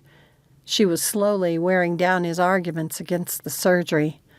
The worst of the headache was gone. Now was the time for him to escape while she was off getting some breakfast. "I don't think your fiancé wants you to leave, and I doubt she'd drive you home," the nurse said. "Don't you live up near Payne? Are you planning to take a bus? A cab would cost a small fortune." "Will you just stop and give me my clothes?" Trace felt ridiculous standing there holding the back of his hospital gown, facing off with the nurse. "I will not be bullied into doing something I don't want to do." "You don't want a normal life?" Brooke asked quietly from the doorway. She stepped into the room, looking the most somber he'd ever seen her. "Just a normal life, Trace. One where you get to work the jobs you love and drive that beat-up old pickup of yours." She hesitated, her voice rough now and her eyes glistening. "And be with the people who love you." Trace stared at her, his determination to not have the surgery warring with his wish to do anything in his power to make Brooke happy. The memory of her crying after Dr. Cobb had delivered his blow made Trace twitch. A single tear had broken free from her lashes and was running down her cheek. Here he was, making her cry again. It would be so easy for him to say yes, and the hardest thing he'd ever done in his life. His chest itched, reminding him of his burn scars and the long weeks in the hospital. His body went cold. How could he face that again? Trace was about to shake his head when loud voices in the hallway had them turning toward the door. Brooke stepped beside the nurse just before an enormous form strode into the room, rigged out to fight a fire, complete with helmet and breathing equipment. 3 others quickly followed the first firefighter, with a much shorter one bringing up the rear. They took up all the free space in the room, and Trace had to resort to sitting on the edge of his bed. Brooke pressed up against him, and he put his arm around her waist. This must be half the volunteer firefighters of Wildstone. Surprise and a sense of being cared about nearly overwhelmed Trace, and he found he couldn't speak. Why had they come all geared up? Tom removed his helmet first, followed by Ryan, and then the others. None of them grinned at Trace, as he'd expected them to do. "You understand better than anyone I've ever known the kind of commitment it takes to staff a volunteer fire department." The fire chief shifted his helmet. "We must have all the skills they require in the city, especially with the hundreds of guests coming to visit Wildstone every year. We have to train regularly, or we'll let our people down. You've lived with the consequences when we fail in our responsibilities. Wildstone needs people who can deal with dumb kids climbing trees or putting out a fire in the hotel because someone fell asleep while smoking." Tom paused for emphasis. "Our department can't have a firefighter who could suddenly pass out on the job. It'd be hard to replace you, Barton, and I don't want to. But I won't endanger the people we're committed to protect. Unless you do something about the tumor, I have to let you go." All of Trace's teammates watched him, their faces solemn. A rush of pride flooded him. He loved being a firefighter, of helping people who couldn't help themselves, the camaraderie he had with his crew, knowing they had each other's backs, the sense of accomplishment when someone came to shake his hand after a rescue, even the sore muscles after a fire. He tightened his grip on Brooke's waist, and she turned to look at him, her face only inches away. "I know you, Trace. You'd hate the life you'd live without the surgery." "They're talking about cutting into my brain," he growled, not taking his eyes from hers. "No. I've spoken with Dr. Cobb, remember? He can go through your nose." Brooke cupped Trace's cheeks and forced him to look at her. "It's a meningioma. It's outside the brain." Trace gave her a flat look, but she held his gaze. He found that with her staring into his eyes, so earnest and pleading, he could almost bring himself to agree. A sense of peace fell over him, like the one he'd felt in his quiet place before the Northern Lights event, when he'd gone to his imaginary cabin to find Brooke there. He could do this if she were beside him. What if... Trace swallowed, light-headed at what he was about to say. What if I agree, but I have a condition? You have a condition? She asked, her tone tight but hopeful. Trace lowered his voice, sending a quick glance at the nurse. That when all this is done, you'll consider going from my fake fiancé to my real one. Brooke's eyes brightened and she slid her arms around his neck. I love you, Trace Barton. We're in this together, all the way. When you're ready, you can ask me all pretty. He took a deep breath, feeling hopeful for the first time in years. I'll do the surgery. To the cheers of the others, Brooke kissed him again. She pulled back and raised her hand. Everyone went silent. She called, Dr. Cobb? He'll do it. Excellent, he said from the doorway. We'll be ready to begin in an hour. Wait, what? Trace frowned at her. Remember, we're in this together. Brooke brought his hand to her cheek, all the way, starting right now. Numbly, he realized the others had left the room, and an unfamiliar woman stood in the doorway. She stepped forward. Hello, Mr. Barton. I'm Dr. Sinclair, your anesthesiologist. A terrible sense of dread made him go colder still, but Brooke squeezed his hand. Just as she'd promised, she stayed beside him through the prep, kissing him gently before everything faded to nothing.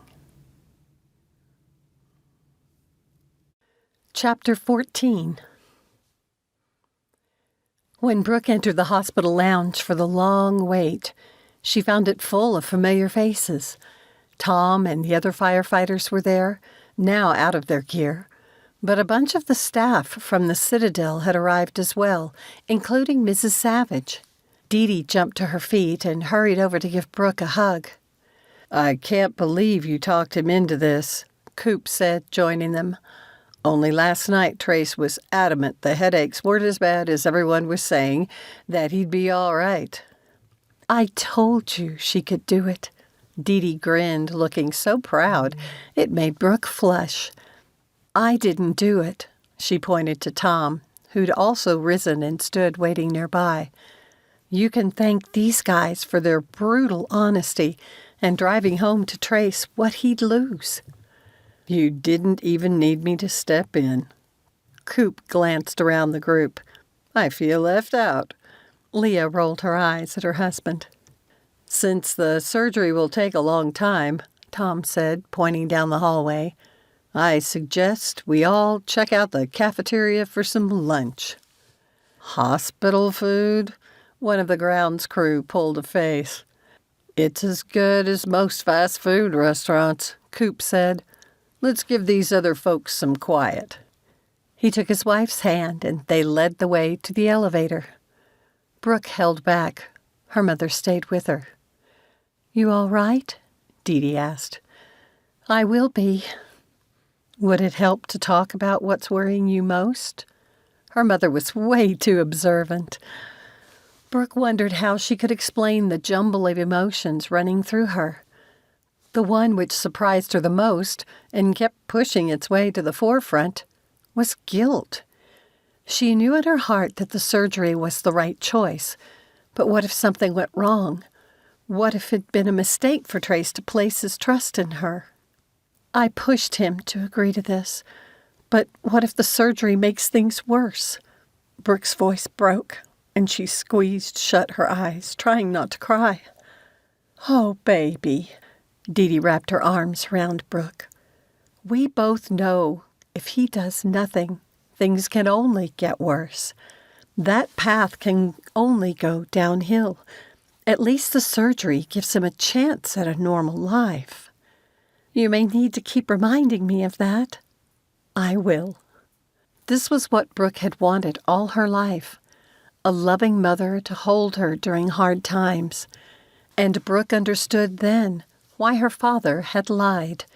He hadn't wanted to share Brooke's affections. Any time he'd thought she was getting too close to someone besides him, he'd interfered. He'd have been livid to see Dee Dee holding Brooke now. The thought brought a surprising sense of satisfaction with it. In the last battle between her and her father, Brooke had won. To make it even sweeter, she'd done so by taking control of her life. After giving Dee Dee a quick squeeze, Brooke stepped back. "Thank you for being so welcoming and letting me stay with you." "Are you leaving?" Her mother's eyes had widened, full of worry. "No," Brooke said with a teary laugh. She reached for some tissues and handed one to her mother. "Every day you've been here has been a gift," Dee Dee said. "I hope you'll want to stay. You have more than one reason now." Brooke crumpled the tissue and tossed it in the trash. "I'm never going back to San Diego." Dee Dee gave a little squeal and embraced Brooke again. "We just have to get through this surgery and get Trace back to his old self again." "Better than his old self," Brooke insisted, looking to her mother for confirmation. "Yes, better. Now, what would you like to eat?" Dee Dee slid her arm through Brooke's and led her toward the elevator. "Once we have our food, we can have everyone share funny stories about all their escapades with Trace. It will lift our mood." Brooke nodded, but had to rub her tight neck muscles. She'd have agreed to anything that would keep her from thinking about how she might have killed the man she loved.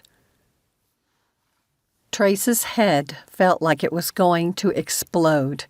He didn't dare open his eyes. The pressure was insane, and he couldn't breathe through his nose. His nose. The surgery. He was in the hospital. Where was Brooke? "See, he's coming out of it," an unfamiliar male voice said. "Trace?" At the sound of Brooke's voice and the feel of her hand covering his, the tension in Trace's body eased. The pressure in his head lessened a little, too. "My head," he groaned. "Yes," the man said. "You'll have some pain. Dr. Cobb did remove a tumor, after all. Ah, here he is now." Squinting, Trace opened his eyes. The first thing he saw was Brooke. She had shadows under her eyes. How long had he been in surgery? He tried to reach up to touch her face, but his hand tangled in the stupid IV tube. "Everything is swollen right now, including your nasal passage," Dr. Cobb said. "You'll be happy to know I was able to remove the entire tumor. You'll need to have periodic scans to make sure it doesn't come back, but the odds are excellent that it won't." "So he won't need follow-up radiation treatment?" Brooke asked. "With none of the tumor remaining, I doubt it. I anticipate that future scans will confirm it. We'll keep him here for a couple of days, but then he can go home." The doctor gave her shoulder a light pat and left the room. Trace tried to get his eyes to focus on Brooke. There was something important he needed to say to her, but the nurse had added something to his IV, and the room spun. He managed to raise his hand before everything faded away. When he finally became aware of his surroundings again, the room was nearly dark. Soft voices came from the other side of the small room, and Trace eased his head a little in that direction. The light from her phone lit Brooke's face. "We can't both stay, Mom," she whispered, her voice calm but firm. "And I'm not leaving." Dee Dee, sitting next to her, smiled. "Coop said that'd be your answer. I already knew it, but had to offer. Trace is like a son to me." The words made his eyes burn. She's said something like that to him once, but he'd brushed it aside as just something kind that Dee Dee would say about anyone. If he had his way, and Brooke agreed, he really would be Dee Dee's son. His eyes closed again, and he heard her come to stand by the bed. Dee Dee brushed aside a strand of his hair and whispered, "Get well quickly, my boy." Trace listened as she walked to the door. She paused and said in a loud, amused whisper, "He's awake, Brooke." He chuckled, but it made his head hurt, so he stopped. The door closed. When Brooke's soft steps approached the bed, Trace opened his eyes. Even in the dim light and with shadows under her eyes, she was beautiful. "I love you, Trace," she said as she slowly laced her fingers with his. "I love you too, Brooke." She pressed his hand to her lips.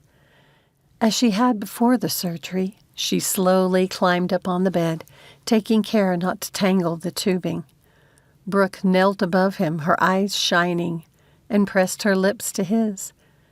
As he brought his arms around her, the same feeling he'd had at his imaginary cabin swelled within him. Then he remembered how he'd passed out on her at the Northern Lights event. Trace groaned. "Did I hurt you?" Brooke shifted back like she was going to get off the bed, but he tightened his grip. "I'm just frustrated," he grumbled. She settled next to him, her head in the hollow of his shoulder. "Why?" "Because one of these days I want to be able to give you a decent kiss without a bunch of tubes getting in the way or me passing out." Brooke gave a soft laugh. She snuggled even closer. "If the ones I've received so far aren't your best effort, I can't wait until you're well." "Me either, my love." Trace's eyes were growing heavy. "Me either." Epilogue. 2 months later. "You're sure this will fit him?" Dee Dee asked, holding up the wetsuit Brooke had bought to give Trace for his birthday. "One thing I know about is wetsuits, Mom."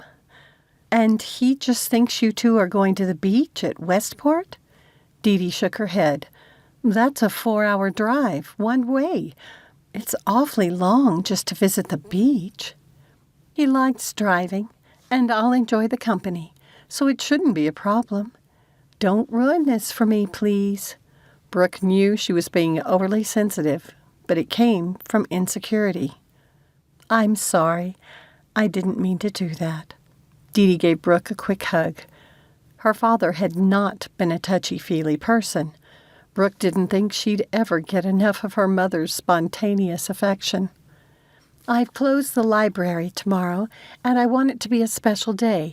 It's as much to celebrate that Trace won't need radiation treatment as partying for his birthday." She put the folded wetsuit into the box. "We used to love surfing.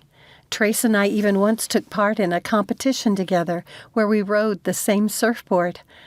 I know we're busy adults now with responsibilities, but I want to give him back something he loved before the fire. In Washington, he won't stand out a bit wearing a wetsuit to surf."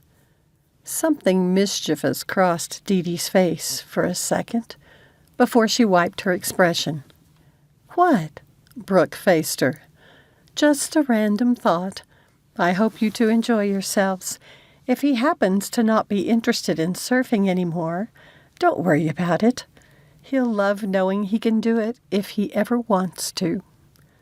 Dee Dee waggled her eyebrows. Brooke grinned, hoping her mother was right. Trace stood on the beach, his arm around Brooke, watching the sunset. What an unexpected treat it'd been to go surfing with her. His burn scars had been tender for so long that he hadn't considered using a wetsuit to surf again. He was going to pay for it tomorrow.